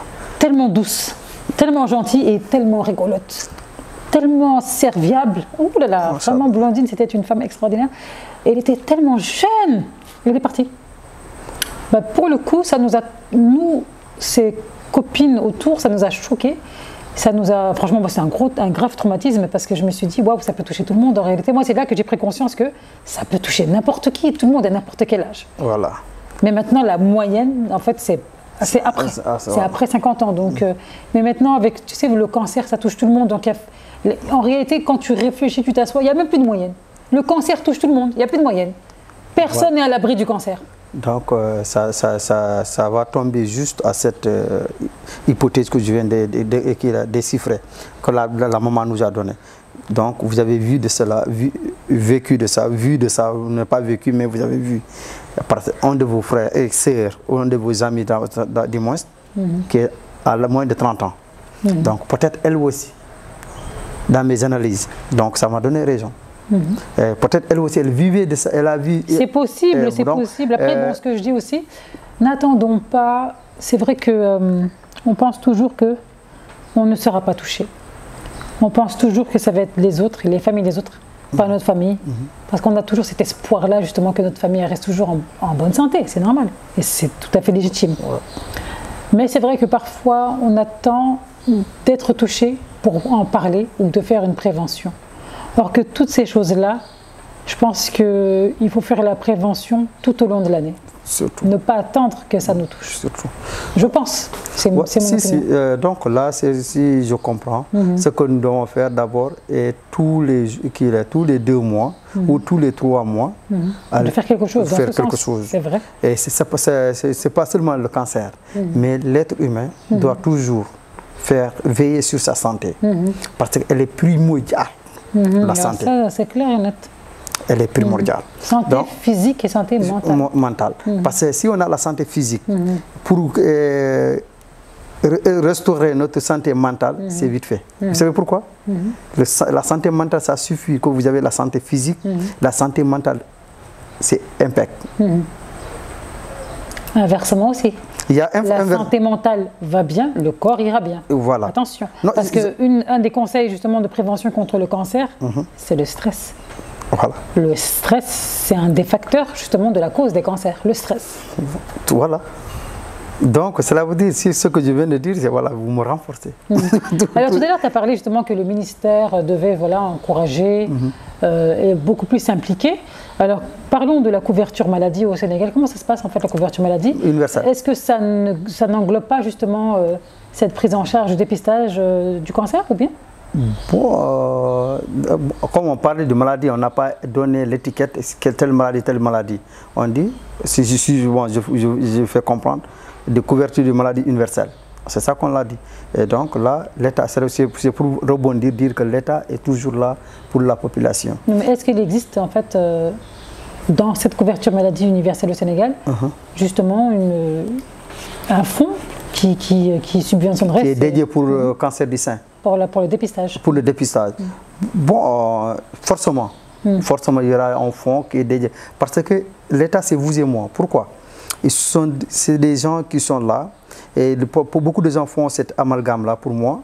Et on croit que l'État, c'est typiquement ceux qui sont devant. On oublie certains gens qui sont dans l'État. Même le gouvernement part. Ces gens-là vont rester. Et là, ces gens-là, ils ont une vision. Moi, je l'ai dit tantôt, merci de m'avoir rappelé pour que je puisse donner cette idée. Tout à l'heure, je parlais de la Covid-19, cette pandémie qui a touché le monde. Je disais, personne n'y attendait de ce que moi je sache. Personne n'y s'attendait. Et le Sénégal, je félicite nos gouvernants, surtout le ministre de la Santé et de l'Action sociale. Ils ont fait un travail remarquable. Chapeau à eux. À l'époque, c'était à M. Diouf Sarr. Pourquoi aujourd'hui, nous devons, comme votre question, répondre à votre question, je peux dire, sans ne pas s'inquiéter, oui, ils ont un fonds pour ça. Vous savez pourquoi? Bon, tu me parles de travail remarquable. Alors oui, j'ai vu que le palais, donc le gouvernement sénégalais, avait des fonds, je ne sais plus de combien de milliards pour la pandémie du Covid, mais nombreux n'ont rien vu. Alors je ne sais pas si c'est un bon travail ça. Donc il y a eu des entrepôts où il y avait des stocks justement de riz, de réserves, d'huile, etc. pour ceux qui étaient atteints de cette pandémie. Et il y avait, je pense, des tickets qui avaient été mis en place, mais personne n'a eu et a vu quoi que ce soit de cette caisse qui est sortie du gouvernement. Bon. Pardon, excusez-moi, mais ça c'est pas un bon non, on va... Ça a fait le tour, c'est même pas moi qui parle, c'est pas TF1 qui parle, ça a fait le tour d'Internet. Si, je peux il y a eu beaucoup de problématiques à ce sujet-là, je ne sais pas si tu te rappelles. Hein. Oui, il y avait pas mal de choses qui se sont dites dans ça, où se trouvent de nos 1000 milliards. Mais bon, pratiquement, ce que je dois dire, les gens ils font la politique politicienne. Tu sais, Kumba, moi je suis tout à fait d'accord. Quoi qu'on puisse dire, certes, tout n'est pas rouge dans la vie. Et l'être humain n'est pas parfait. L'être humain ne peut pas gérer un budget aussi clochard que la pandémie et on veut qu'il n'est sans faille. L'être humain ne peut pas gérer, je suis désolée, bien sûr que si. Ouais. Tu vas dans certains pays, on va t'octroyer un budget défini, le budget va aller pourquoi on l'a. J'en viens, vous savez pourquoi, mais par contre, pour subtiliser, ah ben là on est bien structuré là. Ouais. Bah, je sais pas, c'est pas normal. Non, pour ce que je voulais dire par là, c'est que l'être humain n'est pas parfait. Et le budget de la Covid est différent de tout autre budget. Il y a pas mal de structures qu'ils ont créées. Et c'est ça qui nous a aidés à atténuer ce que nous attendons. Et vous avez contribué. D'autres ont contribué. La TFA a contribué. La TFA a participé. Vous voyez. Donc tout ça, parce que si on donne 5 francs, on doit avoir un œil sur ce qu'on a donné. C'est normal. Et là, si on croyait que voilà, parce qu'il y avait des failles, mais comme ils ont eu combien de réussites? Si c'est 1000 milliards par exemple, ou 100 millions par exemple, ils ont utilisé à bonne séance 99 millions. Et les 1 million qui restent, ça on comprend que ça c'est l'être humain qui n'est pas parfait. Et soit on doit le dire pour que demain, parce que je suis tout à fait d'accord, pour que demain, on ne peut pas tomber dans les mêmes erreurs. Ben là, on ne parle pas d'1 million qui a été subtilisé, on parle de la totalité quand même de la caisse. Non, c'est pas du Covid, je suis désolée. Donc là, ce n'est pas 1 million en fait, là on parle de la grosse caisse. Moi, ce que j'ai vu, c'est vrai, c'est beaucoup. Hein, si les gens ont contribué, même 5 francs, c'est beaucoup. Parce que je ne sais pas comment cette dernière-là a fait pour contribuer 5 francs. Donc je ne dois pas minimiser 5 francs. C'est important. Mais par rapport au travail colossal qu'ils ont fait, certes, nous devons les reprocher, dire que ce que vous avez fait, ça, parce que l'argent doit entrer là où c'est destiné. C'est ça la logique voudrait. Si on aime, on doit dire la vérité. On n'aime pas, on doit dire la vérité. Effectivement. Vous voyez. Donc là, je suis tout à fait d'accord. que l'argent dédié pour la Covid doit aller là où les fonds là sont mobilisés. Malheureusement, comme je le dis, ça c'est un malheur et ça aussi on comprend que l'être humain n'est pas parfait. Effectivement. D'une part. Pourquoi je disais que, bon, je ne veux même pas dire avoir un doute, pour dire que voilà, l'État a déjà mis en avant pour ces consultations, pour ces dépistages. Et si on voit sur l'étendue du territoire national, le président Macky Sall, il s'est dit d'abord, il faut qu'on d'abord soigner la population. Il faut que la santé soit d'abord au cœur de mes préoccupations. Ça, c'est important. Et aujourd'hui, on a combien d'hôpitaux qui niveau 2 ou niveau... On a combien d'hôpitaux? D'hôpitaux niveau 1, niveau 2. À l'époque, à Sédhiou, si il y a certaines maladies, on fait directement à Ziguinchor. Et aujourd'hui, à Sédhiou, la région de Sédhiou qui est une grande région par rapport à certaines régions qui sont là. Et si on dit que quelqu'un est malade, on peut quitter Sédhiou jusqu'à Ziguinchor. Je peux voir, c'est à peu près 100 km ou 80 et quelques kilomètres. Bon, donc, si aujourd'hui ces gens-là parvenaient à avoir la santé, ces soins-là, chez eux, dans la même région. Bah ça c'est clair. Je pense que, en fait, c'est bien. En fait, il y a beaucoup de, par exemple, de construction de mosquées. Dans une rue, on va compter 20 mosquées. Bah, je trouve ça, par exemple, inutile. On n'est pas obligé de construire 20 mosquées, mais une ou deux dans la rue, je pense que c'est largement suffisant parce qu'il ne faut pas exagérer. Par rue, et t'imagines déjà, donc au lieu de construire à tout va des mosquées juste pour se redorer un nom ou pour se faire valoir ou pour bien se faire voir, je trouve que c'est un peu pathétique. Prenez cet argent-là et construisez des hôpitaux. Au lieu de mettre tout cet argent dans la construction de mosquées, allez construire des hôpitaux. Et ça, c'est plus, je pense que c'est plus judicieux quand même. Hein. Je partage cette opinion. Vous savez pourquoi? Parfois, pourquoi je partage cette idée? C'est une idée géniale.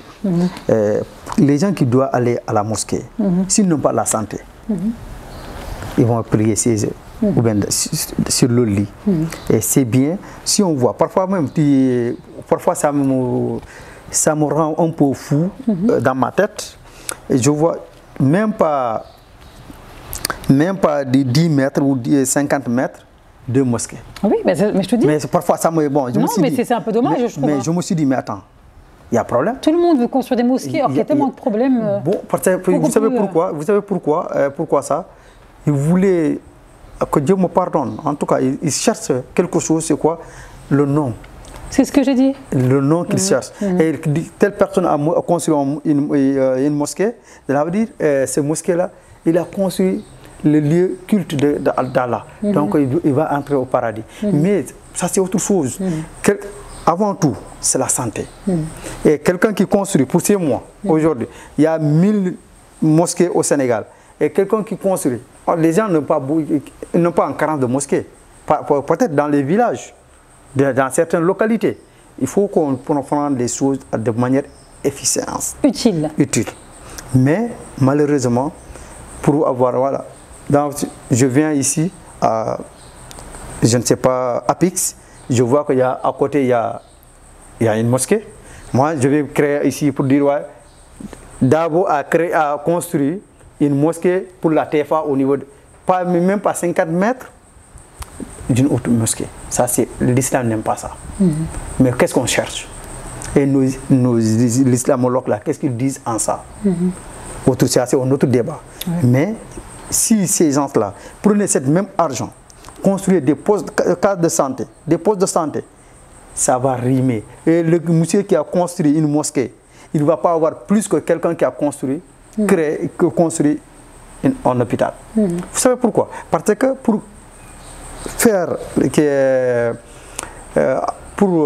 faire sa prière correctement, il faut avoir qu'on suit de toutes nos facultés.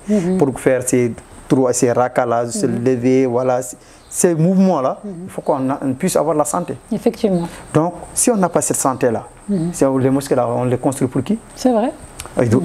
Donc, c'est normalement, chaque mosquée, si on va construire des mosquées, on met des cases de santé à côté pour aider. Pour moi, ce serait plus utile d'avoir plus de centres de santé que 1000 mosquées au même endroit. Voilà. C'est un peu dommage. Ouais. Et ça, c'est pour ça que je disais que l'État, il a vu beaucoup. En tout cas, moi qui suis issu du monde rural, je félicite l'État dans ce sens. Parce qu'aujourd'hui, parfois j'entends comme le paludisme, par exemple. À l'époque, le paludisme, ça fait, tu entends, ça fait des ravages, des morts.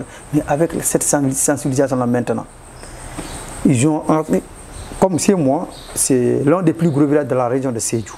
C'est mon village. C'est l'un des plus gros villages de la région de Sédhiou, qui s'appelle Ndiama. Par exemple, on a un poste de santé. À l'époque, Ndiama se déplace à 6 km pour aller se soigner. 6 km. Et il a une périphérie de 18 villages qui sont dans leur champ. Ces gens-là qui se déplacent encore. Vous voyez comment ça? Et le village a senti qu'il va falloir qu'on crée un poste de santé. D'abord, c'est les moyens du village qu'ils ont créés. Et l'État les accompagne. Si à la place de ça, si on crée une mosquée, qu'est-ce qu'on va faire? On va aller encore aller se soigner ailleurs. Mais aujourd'hui, c'est le monde qui vient, c'est moi, c'est nous, en Ndiama, pour se soigner. Donc, l'État doit encore continuer pour qu'aujourd'hui, parce que pourquoi, je le dis, même en l'islam, on dit, tous les êtres sont utiles, mais la femme, elle est proche de l'enfant. C'est pour ça qu'on disait que si l'homme est bon, c'est comme une maison, bon. Mais si elle est mauvaise, c'est une maison. Mais si la femme elle est mauvaise, c'est toute une nation. Vous êtes d'accord avec moi ou vous n'êtes pas d'accord? C'est vrai que l'éducation c'est important. Très bien. Donc, c'est parce que la société voudrait que, l'islam voudrait, c'est la femme qui est trop proche à l'enfant. Et donc nous devons veiller à sa santé. Et si la femme elle est malade, automatiquement l'enfant sera malade. Vous savez pourquoi? Ce n'est pas une maladie qui soit contagieuse ou pas. Héréditaire. Exactement. Si justement, dans le cancer du sein, quand il y a par exemple une maman qui a un cancer du sein, les jeunes filles doivent faire attention par la suite parce que ça peut être justement héréditaire. Voilà. Donc, je vous avais promis en début d'émission des courriers, des témoignages poignants et touchants. On va lire quelques courriers parce qu'on en a eu quand même une vingtaine. On va juste en sélectionner 5 et les écouter, les lire ensemble. C'est tout de suite.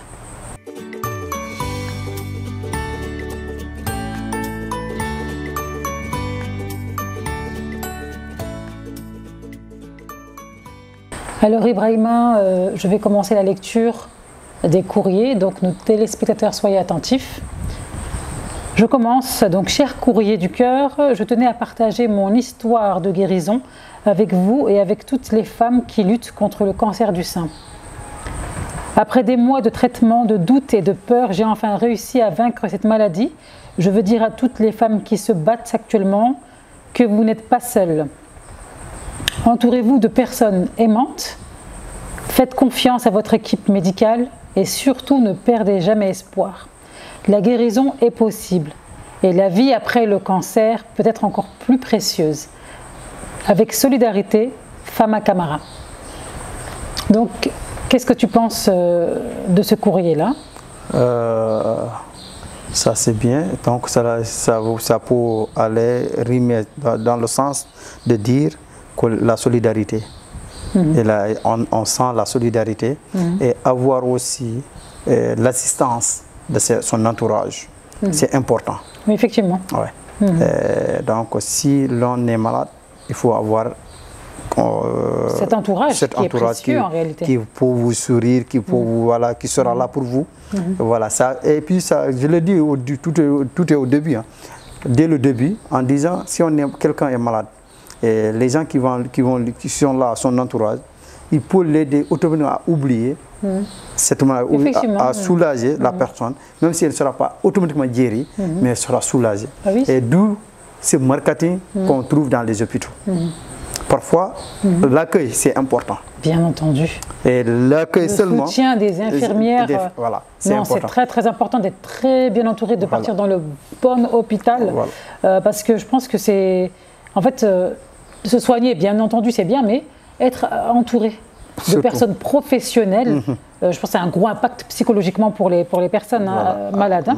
Alors moi, j'ai bien aimé sa signature avec solidarité. Donc, Fama Camara, honnêtement, tu as fait un courrier exceptionnel parce que finalement, tu nous parles de ta guérison. Et je trouve que c'est très important de partager ça pour donner de l'espoir aux personnes, justement, aux femmes atteintes de ce cancer du sein, de dire oui, bien sûr que vous pouvez guérir. Donc, un grand merci à toi pour ton courrier. Alors, on va passer au courrier suivant. Bonjour Kumba. Donc là, c'est exceptionnel. Hein. En général, c'est un courrier par émission. Mais là, comme c'est quand même un thème qui est très important et très très sérieux, donc pour aider justement, pour partager cette sensibilisation, cette prévention, on a décidé d'en faire 5. Il y en avait reçu beaucoup, mais 5 au moins, pour participer, pour donner justement notre contribution. Bonjour Kumba, je me permets de vous écrire aujourd'hui. Mon histoire, mon témoignage, ma victoire contre le cancer du sein. Il y a 1 an, j'ai reçu ce diagnostic qui a bouleversé ma vie. Les traitements ont été très difficiles, physiquement et émotionnellement, mais j'ai tenu bon, grâce à l'amour et au soutien de ma famille, de mes amis, de mon équipe médicale. J'ai réussi à surmonter cette épreuve. Aujourd'hui, je suis en rémission et je souhaite encourager toutes les femmes qui luttent contre cette maladie. Ne perdez jamais espoir, battez-vous et entourez-vous de personnes bienveillantes. Ensemble, nous sommes plus fortes. Mendy Thérèse. Masha'Allah. Là où elle a terminé, je vais commencer par là. Très bien. C'est comme si, c'est pour cela, les bonnes choses sont partout. Hein. Si vous pensez une bonne chose, il faut savoir que quelqu'un l'a pensé. Je l'ai dit tout à l'heure, que c'est dans ça, il faut avoir l'union.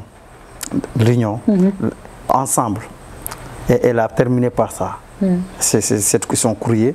Elle dit, vous avez dit, nous pouvons, ensemble, nous pouvons faire mieux. Et moi, je dis, ensemble, nous vaincrons. Est-ce que vous voyez? Et donc, elle aussi, elle a parlé de la solidarité. Elle a encore parlé de son équipe médicale. Oui, et du soutien de sa famille. De sa famille. Ah oui. Et donc, cela veut dire, tout ça, si on voit... Elle a dit grâce à l'amour de ma famille et au soutien médical. Est-ce que vous voyez? Donc, cela veut dire la solidarité. Ça, si on peut le dire en un seul mot, c'est la solidarité qui prime dans tout ça. Si l'un est malade, il va falloir qu'on nous soyons solidaires. Et si on le laisse seul, la maladie, même si la maladie n'est pas aussi grave, elle peut être grave avant peu de temps. Vous savez pourquoi? Parce qu'elle sera là, elle sera traumatisée, elle sera...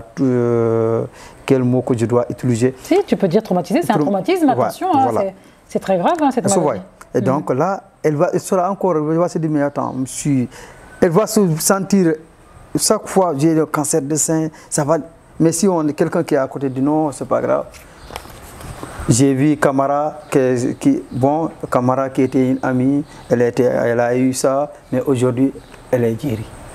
Et vous la dites, elle va avoir cette force intérieure de l'être qui est tellement fort que la force extérieure. C'est vrai que l'accompagnement, c'est très important, et aussi le choix des mots. Hein. Attention au choix des mots. Voilà. Parce que c'est bien sûr qu'il faut donner de l'espoir, je dis aux gens. Il faut faire attention, donner de l'espoir, les entourer, parler. Vraiment, il faut que ces gens-là s'évadent. S'évadent un peu, parce que le quotidien de la chimiothérapie, c'est pas facile. Voilà. Aller tout le temps à l'hôpital, faire cette chimiothérapie, après la chimiothérapie, faire la radiothérapie, c'est quelque chose d'émotionnellement très difficile. Thérèse, mes félicitations d'avoir combattu cette maladie, d'avoir tenu, d'avoir gardé l'espoir. Et vraiment, à ta famille, met un grand merci. Et à l'équipe médicale, un grand merci d'avoir joué leur rôle, de t'avoir entouré de cet amour-là et de t'avoir écouté, soutenu, parce qu'il y a des baisses de morale, ça c'est clair et net. Donc vraiment un grand bravo à cette équipe médicale et à ta famille. Le courrier suivant, donc chère équipe de Courrier du Cœur. Je suis une jeune femme de 29 ans et j'ai récemment vaincu le cancer du sein. Ce fut une période particulièrement difficile de ma vie, mais j'ai réussi à garder le moral grâce à ma famille, mes amis et mon équipe. Je voudrais remercier tous ceux qui m'ont soutenu et encouragé pendant cette épreuve douloureuse et difficile.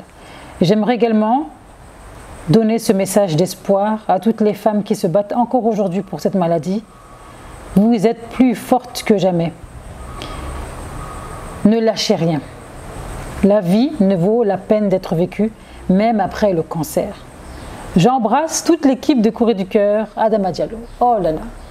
Là, c'est fort. C'est fort. Et puis, ce qui donne ce mot-là, ce que j'ai retenu dans ça, c'est son âge.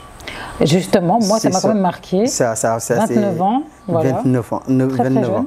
Cela veut dire, nous l'avons dit ici tout à l'heure, que ça peut arriver. Que ça peut arriver, que maintenant les gens doivent fréquenter les hôpitaux pour se faire dépister.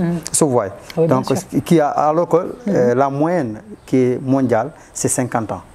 Est-ce que vous voyez? Et vous venez de vous dire un exemple, qu'une de vos copines qui avait disparu, à moins de 30 ans. Et celle-là, c'est une preuve vivante encore. Bien sûr. Bon, alhamdoulilah, comme elle a eu la santé. Elle est en rémission. Voilà. Guérison. Guérison, alhamdoulilah. Donc là, c'est pour dire à toutes les femmes, toutes les jeunes filles, ne tendez pas, parce que le monde évolue, le monde change, les choses bougent. Donc tout le monde doit aller se faire dépister. Que ce soit du cancer, mais on doit aller chercher, savoir, chaque trimestre, savoir est-ce qu'on a la santé ou on n'a pas la santé. C'est vrai que le bilan de santé est très très important. Voilà. Il faut faire des bilans réguliers, je pense 6 mois, 1 an, un bilan. Voilà, un check-up comme on dit. Faire un check-up, voir si tout se passe bien. Le sang, le diabète, le taux de sang, l'hypertension, tout ça c'est très important. Et après, selon les symptômes que l'on ressent, aller voir donc un spécialiste. Donc Adama Diallo, mes félicitations à toi aussi d'avoir combattu ce cancer du sein. Pas facile, et encore un grand bravo à la famille parce qu'elle a écrit dans son courrier qu'elle était soutenue par la famille, par ses amis et donc par l'hôpital. C'est très important aussi donc l'équipe médicale. En fait, ils font aussi un travail de psychologie, mine de rien. C'est-à-dire que non seulement en dehors de la chimiothérapie, des radiothérapies, des examens sanguins et autres, c'est vrai que le mental, donc le psychologique est très important et à ne pas sous-estimer. Parce que si vous avez fait attention, dans les 3 courriers, on a parlé de soutien de famille. Donc je pense que l'équipe médicale joue un rôle très très important. Et j'aime le courrier d'Adama parce qu'elle a dit il y a une vie après le cancer. Effectivement, il y a une vie après le cancer. Et donc, c'est psychologique. C'est psychologique. Donc, un grand bravo à la famille et à l'hôpital, vraiment, qui joue son rôle, en réalité, à 100%. Alors, nous en sommes au 4e courrier. On nous a promis 5 courriers touchants et poignants, comme vous l'entendez, comme vous le savez. C'est très touchant et extrêmement poignant. Nous sommes avec Maïmouna Ndour. Je voudrais profiter de cette occasion pour partager mon combat, un long combat contre le cancer du sein. Les traitements ont été très éprouvants, mais je me suis accrochée à l'espoir et à l'amour de ma famille, plus particulièrement de mon mari. Aujourd'hui, je suis fière de dire que je suis en rémission. Je veux encourager toutes les femmes qui se battent contre cette maladie à garder la foi en Allah et à ne jamais abandonner. Le chemin est particulièrement difficile, mais la vie à la suite du cancer est belle et remplie d'amour. Ne l'oubliez jamais. Restez forte et croyez en vous. Priez toujours et demandez à Allah. Maïmouna Ndour. Nous leur souhaitons bonne santé et bonne continuation. Et ce qu'il a dit, c'est le soutien de son mari. On dirait que tu as lu dans mes pensées. J'allais te sauter dessus, tu m'as volé ma réplique là. Donc, non, j'écoute religieusement ces courriers. Moi, j'ai beaucoup aimé parce qu'elle a parlé de soutien de son mari. Plus particulièrement, mes prières envers Allah. Est-ce que vous voyez, ces 2 choses-là sont fondamentales. le soutien du mari. Cela montre qu'elle est une pieuse. Elle est rattachée à Allah, elle est une croyante. Mais à force d'être croyante, il va falloir qu'on puisse gagner aussi le soutien de quelqu'un qui nous sont chers, qui nous sont proches, c'est son mari. Le soutien terrestre, ouais. Comme j'aime bien dire, parce que pour moi, la première chose, c'est toujours au-dessus de nous. C'est toujours Allah d'abord. Et c'est vrai que terrestre, bien sûr, c'est très important. Mais l'ultime, c'est extraordinaire. Ouais. Allah. Donc c'est vrai que dans ce courrier-là, qui me touche hein, beaucoup plus, pas beaucoup plus que les autres, non, parce que c'est un cancer, c'est difficile, mais parce qu'elle a parlé particulièrement d'Allah et de sa foi en Allah. Parce qu'avoir la foi, c'est ce qui vous guérit également. C'est la foi qui vous sort de situations très graves, c'est juste la foi. C'est la croyance, c'est la pratique de la prière, c'est les doigts, c'est vraiment la demande, la prosternation. Ça aide énormément. Hein. Vous savez, j'avais entendu, il y a de ça, je pense, quelques années, un ancien employé qui avait son grand-père malade, et c'était une famille chrétienne. Mais il s'est rendu compte que lorsqu'il donnait l'écoute coranique au grand-père malade, le grand-père souffrait moins, alors que c'était des chrétiens pratiquants. Imaginez-vous donc l'impact et le pouvoir du Coran. Ça m'a marqué. Une famille chrétienne qui avoue qu'à l'écoute des versets coraniques, le grand-père était moins souffrant. Masha'Allah. Donc c'est vrai que la foi dans l'islam est très importante. La foi en Allah est très très importante pour la guérison. Dieu peut tout faire. Oui. Quand un médecin dit maladie incurable, attention, il n'y a qu'Allah qui sait. Allah peut dire, oui d'accord, je t'ai donné cette maladie incurable, mais parce que tu m'as demandé, je vais te guérir.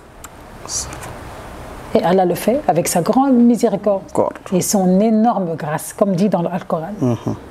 Alhamdulillah. Dernière lettre, mes téléspectateurs et Ibrahima. Donc c'est une lettre qui nous provient de Yacine, oh là là, qui nous a signé avec amour Yacine. Bonjour Koumba, ma victoire contre le cancer du sein est à entendre. Il y a quelques années, j'ai été pratiquée et j'ai dû subir une mastectomie. Ce fut une épreuve difficile, mais grâce au soutien inconditionnel de ma famille, c'est toujours la même chose, et de mes amis, j'ai pu surmonter cette période sombre. Aujourd'hui, je suis en rémission et je veux dire à toutes les femmes qui se battent aujourd'hui contre cette maladie de ne jamais abandonner, de ne jamais perdre espoir. Vous êtes plus forte que vous ne le pensez et vous avez le droit de vivre votre vie et une vie saine et épanouie. Gardez espoir et continuez à vous battre. Avec amour, Yacine. En plus, il y a un super nom, Yacine, c'est le nom d'une sourate du Coran. Yacine, vraiment, alhamdulillah, qu'Allah te donne une longue vie, qu'Allah t'aide dans cette épreuve, parce que c'est vrai que l'ablation du sein, c'est très difficile, très douloureux. Je ne connais pas aussi ses moyens financiers. Il existe après dans le monde de la chirurgie, pour faire de la chirurgie. Mais bon, je ne sais pas si après elle est dans cette optique-là. Mais en tout cas, c'est vrai que psychologiquement, c'est dur parce que elle est guérie, alhamdoulilah, je dirais c'est l'essentiel. Mais après, on peut se sentir moins femme quand on subit une ablation du sein. Je pense que c'est très important qu'il y ait le suivi et de ne pas négliger. Et au Sénégal, on néglige souvent la santé mentale. On dit non, c'est pour les Toubabs. Ouais. C'est pour nos voisins. C'est pour les autres continents. Maintenant, les choses commencent à changer. Il faut que ça change. La tendance commence à renverser. Il faut que ça change. Le mental, ça existe. Et c'est à ne pas négliger. Ouais. Alors, il faut que ça change, cette mentalité. Alors, est-ce que, selon toi, toute cette campagne Octobre Rose a vraiment un impact sur les Sénégalaises? Oui. Ouais, ce que vous venez de dire, c'est des Sénégalaises, j'espère. Et c'est des Sénégalaises autant pour moi. Et partout, on voit les Sénégalaises se mobiliser. Et donc, ça a un impact pour les Sénégalaises. Est-ce que ça les influence? Si, ça les influence. Ouais. Comme on l'a dit tantôt, l'influence, c'est appesanti. Partout où on voit dans les villes, on sent qu'on est dans le mois d'octobre. Moi, mon souci, il ne faut pas dire que je suis trop collé au village, parce que moi, je suis villageois, je le dis. Attention, attention. Moi, je suis villageois. Attention. Venir du village, c'est pas du tout péjoratif. Non, je le dis. Venir du village, personnellement, je trouve que c'est extraordinaire. Voilà. C'est riche. Merci beaucoup. Alors, on ne peut pas dire parce que tu viens du village, ça veut dire que tu es bête. Non, bon, il y en a qui le pensent, non, parce qu'il y en a qui disent des phrases du genre « Ah, c'est un villageois, il ne connaît rien, etc. » Parce que je trouve que c'est très péjoratif. Mais le village, cette culture, cette richesse qu'on vient d'un village, là, c'est extraordinaire. Mon père, il est villageois, mon père est né dans un village à Matam. Alhamdoulilah, il est très intelligent. Voilà. Alhamdoulilah, mashallah, mon père est intelligent. Voilà. Attention là, les villageois, ils ont une culture, des traditions extraordinaires. Ils ont une richesse que la ville n'a pas forcément. Exactement. Ils vont nous apprendre des choses qu'un citadin ne va pas nous apprendre. Personnellement, moi j'apprends beaucoup des villageois et pas des citadins. Les citadins n'ont rien à m'apprendre. Ouais. Mais les villageois, ils ont quelque chose à inculquer, des valeurs, des principes. Vous savez, c'est pourquoi on ne va pas voir chez les citadins. Pourquoi ça? Pourquoi les villageois t'apprennent beaucoup de choses, contrairement aux citadins? Parce que c'est authentique. Et qu'encore il y a un mot. Parce qu'ils sont proches des ancêtres, des grands-pères, des grands-mères. C'est authentique. Authentique, voilà. C'est authentique. Et puis là, c'est bien connaître sa culture. C'est important. Ah oui, moi je suis tout à fait d'accord. Sa culture. Pourquoi je suis au Sénégal aujourd'hui? C'est riche. Voilà. C'est tellement riche. C'est pour ça parfois, pourquoi j'ai insisté sur ce mot. Quelqu'un me dit, Davo, à l'époque, il me dit, Davo, chaque fois que tu parles de votre département, vous parlez de votre village. J'ai dit, là où je passe, moi. Tu es fier? J'en viens. Là où je passe, je suis l'ambassadeur de mon village, je suis l'ambassadeur de mon département, je suis l'ambassadeur de ma région, je suis l'ambassadeur de ce Sénégal. Et voilà d'abord, parce que si quelqu'un me voit, il est fier de moi, c'est parce qu'il y a quelque chose qui m'a donné ça. C'est mes parents, ils sont dans une localité, ils sont dans un village, dans une commune, dans un département, dans une région. Donc ces valeurs-là, ce n'est pas à moi, c'est à eux. Donc moi aussi, comme je n'ai pas d'argent à les donner, j'ai cette intelligence à offrir, donc je dois les défendre. Je dois être leur ambassadeur. Partout où je passe, en dehors de mon village, de ma région et mon département, je dois être l'ambassadeur de ce Sénégal. Effectivement. Et c'est ça qu'on attend de nous. Et bon, c'est pour cela que moi je suis trop collé. Mais tu vois, moi je t'encourage, tu as parfaitement raison. Donc moi j'ai pas honte de dire que mon père vient de Matam, j'ai pas honte de dire que mes origines c'est Matam, au contraire je suis très fière. C'est pour cela tout ce que je vois, une vraie poulard. Ouais. Bon après mon problème c'est que je ne parle pas trop la poulard. Mais bon, j'essaye chaque jour, chaque jour je m'exerce. Mais c'est très important d'être fier de ses origines. Surtout. Encore mieux de sa religion. Parce que ça a un impact sur notre vie. Effectivement. Souvent. Donc là, il faut que nous soyons trop collés à nos origines. Et surtout, rester encore fiers de ce que l'on est. Très bien. Ouais. Alors, je vous avais promis tout à l'heure un petit quiz. Ibrahima, un quiz Octobre Rose. Alors attention, tu vas te concentrer. Allez-y. Et tu vas essayer de répondre à ces 5 questions. C'est parti pour le quiz. Quelle est la couleur associée au mois d'Octobre Rose? Tic, tac, oh, ça c'est la couleur rose. Bravo! Ding, ding, ding! 1 sur 5. On va continuer ce quiz. Quel est l'objectif principal de la campagne Octobre Rose? Ça c'est pour sensibiliser. Bravo! Sensibiliser à la prévention et au dépistage précoce du cancer du sein. 2 sur 5. Tu te sens bien? On continue? C'est parti, on y va. Quelle est l'origine de la campagne Octobre Rose? Tic, tac, tic, tac, tic, tac, tic, tac, tic, tac, tic, tac, tic, tac, tic, tic, tic, tic, tic, tic, tic, tic, tic, tic, tic, tic. Moins 5. Ben, alors je vais t'aider. La campagne a été lancée aux États-Unis dans les années 1990 par une association de lutte contre le cancer du sein. Je l'ai, mais je n'ai pas en tête. C'est pas grave. J'ai ça. Bon, pour le moment, nous en sommes à 2 sur 5. 2 sur 5, ouais. Ça va. Mais ça veut dire T'as pas encore perdu. Ça veut dire j'ai 5. T'as pas encore perdu, non? Il y a encore 2 chances. Je vais gagner. Allons-y. 4e question du fameux quiz Octobre Rose. Quels sont les événements organisés pendant le mois Octobre Rose? Les événements, c'est le dépistage. Tic, tic, oui. Il y a campagne de sensibilisation. Oui. Il y a... Ah, j'ai cité 2, c'est bon? Très bien. Ouais. Alors je vais continuer. Je t'accorde ce point, donc ça fait 3. Nous avons des marches, nous avons des courses organisées, des marathons, des conférences, des expositions et des collectes de fonds, comme tu l'as dit tout à l'heure pendant l'émission. Alors, 5e question du quiz Courrier du Cœur, hein? Quiz Octobre Rose. Quels sont les facteurs de risque du cancer du sein? Les facteurs de risque du cancer du sein. Qu'est-ce qui donne la maladie selon toi? Voilà, donc là, je l'ai dit tantôt, il faut que les femmes évitent de mettre des pièces dans leur système de gorge. Et surtout, aujourd'hui, les gens sont trop collés au téléphone. Méfiez-nous de mettre nos téléphones. Les ondes.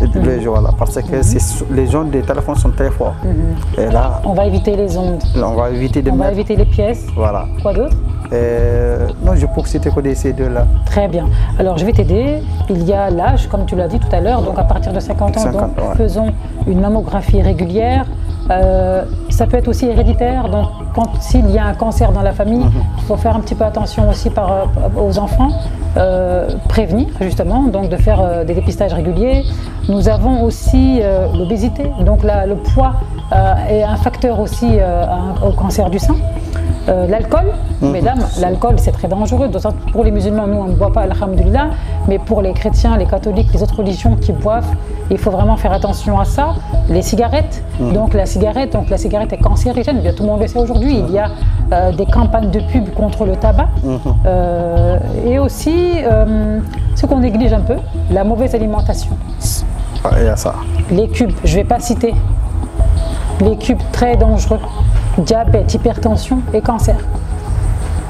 Trop sucré, trop salé, on l'a dit et redit. Pratiquer un sport, c'est très important aussi. On va, je pense, passer justement aux conseils, les 10 conseils cadeaux qu'on va vous donner contre la prévention, contre le cancer du sein. Est-ce que nous n'allons pas passer d'abord au Time for Love après ces 10 conseils cadeaux? C'est tout de suite.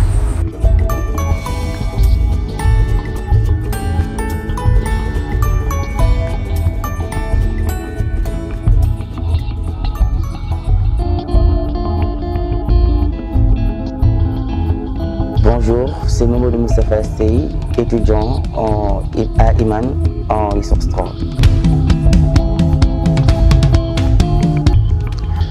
Évidemment, comme toute personne sensible, je crois bien en amour.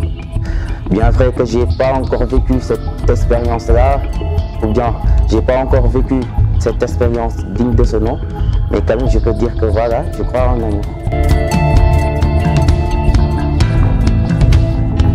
L'amour, tout court, je cherche l'amour en amour. Qui dit amour dit bonheur, et qui dit bonheur dit amour.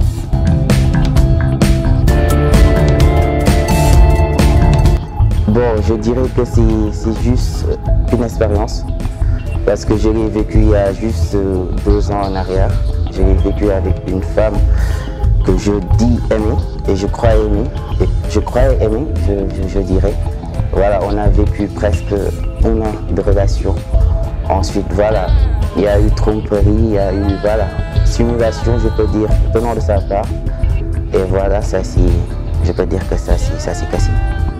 Choqué, je peux dire oui, parce que moi, quand même, je l'aime réellement. Vraiment, je l'aime. Mais peut-être c'est elle qui, voilà, c'est elle qui jouait avec mes sentiments, on peut dire. C'est quand même difficile de le dire, mais voilà, j'ai versé quand même quelques gouttes de larmes.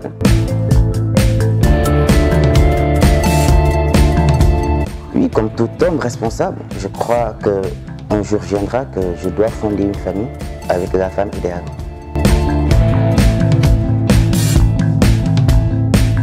C'est cette femme-là, par définition, qui vous soutient. Cette femme-là qui va vous accompagner tout au long de votre vie. C'est cette femme-là qui dit vous aimer et qui, voilà, en vous aimant, qui met en place des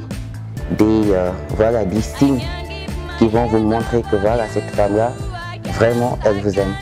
C'est cette femme-là qui va vous accompagner dans tout votre travail, dans votre vie de tous les jours. C'est cette femme-là qui sera toujours à votre côté. C'est cette femme-là quand même qui croit en vous et qui va vous aider à réussir dans la vie. Si je peux ajouter seulement l'aspect religieux, c'est-à-dire une femme quand même pieuse, une femme qui sera la bonne mère de vos enfants. Donc nous sommes quand même des musulmans et nous sommes de vrais croyants.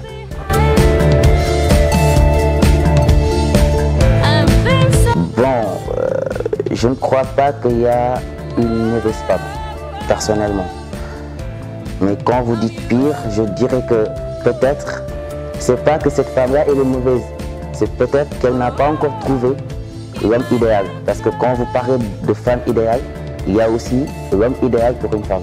Je crois que c'est parce que cette femme-là que vous sous-entendez être pire ou bien être mauvaise, c'est parce qu'elle n'a pas encore reçu cet amour-là venant de l'homme idéal. Et je crois que si elle reçoit cela venant de l'homme idéal, je crois que voilà, on ne pourra pas parler d'une mauvaise femme ou bien d'une mauvaise personne. Vous savez, je ne crois pas qu'il y a une mauvaise femme. Je ne crois pas qu'il y a une mauvaise femme. C'est juste qu'il y a des circonstances qui font que cette femme-là, peut-être, elle est mauvaise avec vous, ou bien vous croyez qu'elle ne vous aime pas, ou bien, voilà, elle ne vous protège pas. Mais je crois que toutes les femmes au monde, ce sont de bonnes femmes.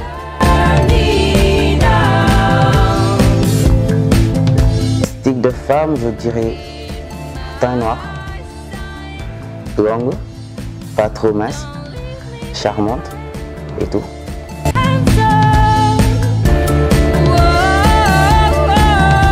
Je suis fidèle avec la femme que j'aime. Oui, je crois en mes convictions. Je crois que c'est pas que on vous a une fois trompé dans la vie, que forcément vous devez changer votre style de vie, changer la manière dont vous voyez les choses. Être trompé, c'est pas dire que voilà, maintenant vous devez être infidèle avec toutes les femmes, parce que ce ne sont pas toutes les femmes qui sont infidèles.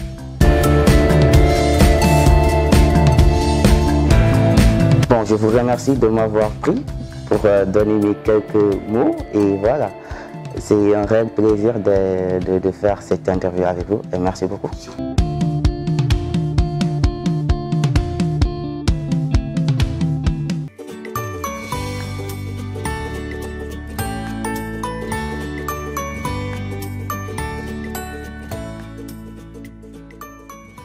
De retour donc sur le plateau, nous avons bien écouté notre candidat à la rubrique Time for Love.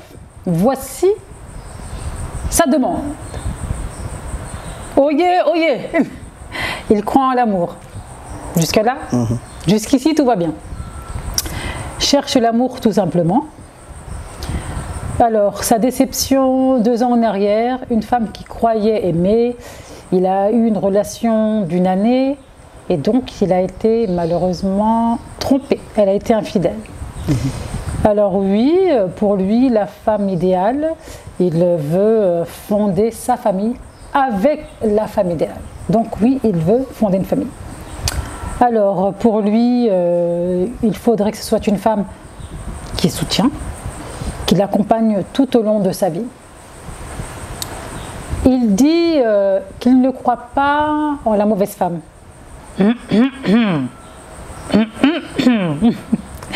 Je ne crois pas qu'il y a de mauvaises femmes, il faut juste trouver la bonne personne, la femme idéale. Son style de femme, alors teint noir, grande, pas trop mince, et charmante. Et oui, il dit être fidèle. Voilà donc la commande de monsieur. Qu'en penses-tu? Trop exagéré ou ça va, raisonnable? Ça va, ça va. En tout, bon, si on voit, on pèse la quintessence de ce qu'elle a dit, ça va. Parce qu'elle a parlé et ce qu'elle a dit, ça c'est personnel. Et comme tu dis à chaque fois, de l'essentiel. L'essentiel. Ibrahima, il aime bien dire de l'essentiel. Non, si, bon, parce que... le mot d'Ibrahima, l'essentiel. Ouais, l'essentiel. Bon, si on a l'essentiel dans tout, ça va, on peut dire alhamdulillah. On lui souhaite alors de rencontrer cette jeune femme, de rencontrer l'amour. Bon, d'une part, là où il disait, il n'y a pas une mauvaise femme. Oui, d'après lui, parce que lui, il dit qu'il n'existe pas de mauvaise femme. Ouais, mais donc, si on voit sa logique, ça veut dire, si on va... Moi, lorsque je l'écoute, j'ai l'impression que j'ai devant moi un philosophe. Peut-être notre guerrier caméraman, Matar, pour nous donner les réalisateurs et pour nous parler de ce monsieur. Moi, pourquoi il dit qu'il n'y a pas de mauvaise qui est? Parce que la philosophie nous dit, parfois, c'est la société qui rend méchant l'être. Est-ce que vous voyez dans ça? Pour lui... Je vois, mais je ne suis pas d'accord. Non, bon, tout à fait. Parce que, si parce que c'est facile de dire que c'est la société qui rend mauvais. Voilà. Ça veut dire qu'on va donc... Ben pourquoi créer des prisons? Très bien. Mais ça, c'est un autre débat. Pourquoi? Bon, c'est ça logique. Hein? Et moi, ce n'est pas sa pensée que je suis en train d'analyser et décortiquer pourquoi il a dit ça. Donc, je ne suis pas forcément dire, bon, je peux accepter ce qu'il a dit dans l'ensemble, dire oui, mais parce que si je suis un croyant, et Dieu nous dit qu'il y a toujours des mauvaises personnes. Et pourquoi et des mauvaises personnes. S'il n'y a pas de mauvaises personnes, pourquoi ce surat de les trois couloirs est venu? Pourquoi les deux couloirs 11? Parce que c'est une protection. S'il n'y a pas de mauvais la surat Falaki et la surat Nas. Donc s'il n'y a pas ça, et c'est protégé contre qui? C'est contre les sorcières qui soufflent sur les nœuds, comme dit dans les sourates. Donc, il y a des mauvaises femmes. Il y a des mauvaises femmes. Mais bon, si on suit sa logique, donc parce que le milieu détermine l'être. Ça, c'est vrai.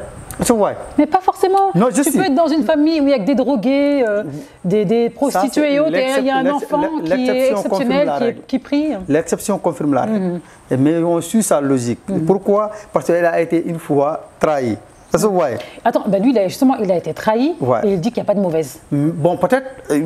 Donc c'est lui qui est un peu dans les nuages, là, je dirais. Non, bon, il faut dire aux jeunes gars d'être réalistes, hein, de revenir sur Terre. Hein. Bien sûr qu'il y a des mauvaises femmes. On va le mettre sur Terre par rapport à ce qu'il a dit et essayer de coller les mots. Vous savez pourquoi? Il n'y a pas de mauvais. Parce qu'elle disait, peut-être, elle n'a pas trouvé son homme idéal. Lui, il n'est pas son homme idéal. C'est pour cela, il lui a laissé... Il lui donne le bénéfice du doute.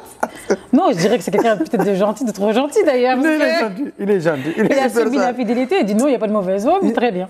On va te laisser dans ta bulle de bisounours, mais en tout cas, on te souhaite de trouver l'amour. Nous arrivons bientôt à la fin de l'émission Courrier du Cœur, donc le thème Octobre Rose. On espère avoir donné notre contribution, d'avoir pu participer à cette sensibilisation, à inciter les femmes jeunes et moins jeunes de faire le dépistage, enfin d'être plutôt dans la prévention que dans la guérison. Néanmoins, avant de terminer, de clôturer ce numéro de Courrier du Cœur, on va vous donner 10 conseils de prévention pendant ce mois d'Octobre Rose. Alors, l'auto-examen des seins, le palpé, donc c'est ça, le palpé. Auto-examen de sein, c'est un premier conseil, de le faire assez régulièrement dans sa salle de bain. Je pense que sur YouTube aujourd'hui, on peut avoir pas mal de vidéos de médecins qui nous montrent comment faire ce fameux palpé qui peut sauver des vies. Deuxième conseil, le dépistage régulier, donc auprès d'un organisme de santé. Adopter une alimentation équilibrée. Là, je pense que ce n'est pas forcément pour le cancer du sein, mais c'est le cancer en général. Avoir une bonne alimentation, c'est très bien. Pas trop sucré et pas trop salé. Faire du sport. Le sport, déjà, ça libère du stress, ça soulage et ça prévient des maladies, même en dehors du cancer, d'autres maladies, diabète, hypertension. Évitez le tabac. Pour ceux qui fument, évitez. Évitez l'alcool. Pour ceux qui boivent, évitez. Limitez l'exposition aux hormones.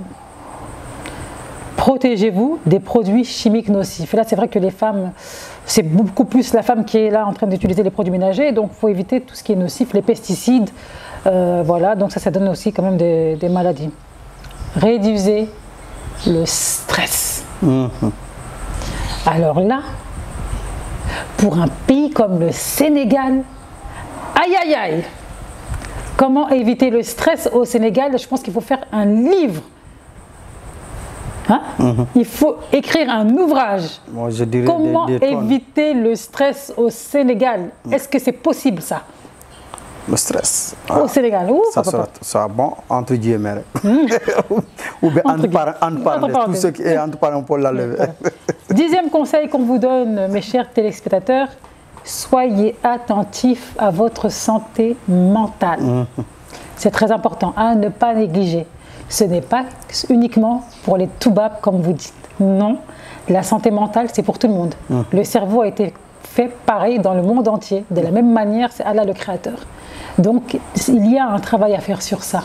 La santé mentale, c'est primordial. La santé mentale égale éviter le stress.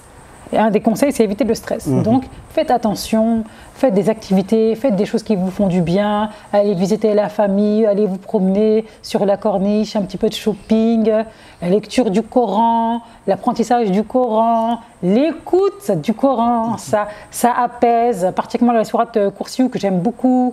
Ouh, Al-Baqara, ouh là là, ça soulage, ça apaise et ça assainit la maison.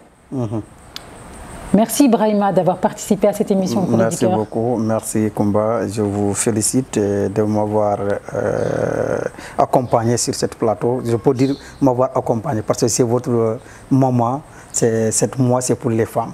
Oui. Donc si je viens, c'est pas, je ne veux pas dire vous avoir accompagné, mais je vais me mettre à votre place. Tu as donné ta contribution. Ouais. Donc je vous dis merci et je souhaite aussi bonne guérison à toutes les femmes qui sont atteintes de cette maladie qui est en train de faire son petit chemin. Merci Ibrahima d'avoir participé à l'émission. Quant à vous les femmes, je vous souhaite vraiment de la force, je vous donne de la force. Je vous souhaite une longue vie. Qu'Allah vous donne vraiment cette facilité lors de ces épreuves, lors de ces chimiothérapies, lors de ces radiothérapies, pour parler de concret. Vraiment qu'Allah vous donne sa miséricorde et qui efface toutes les maladies que vous ayez. Merci. Quant à nous, on se revoit très très très vite.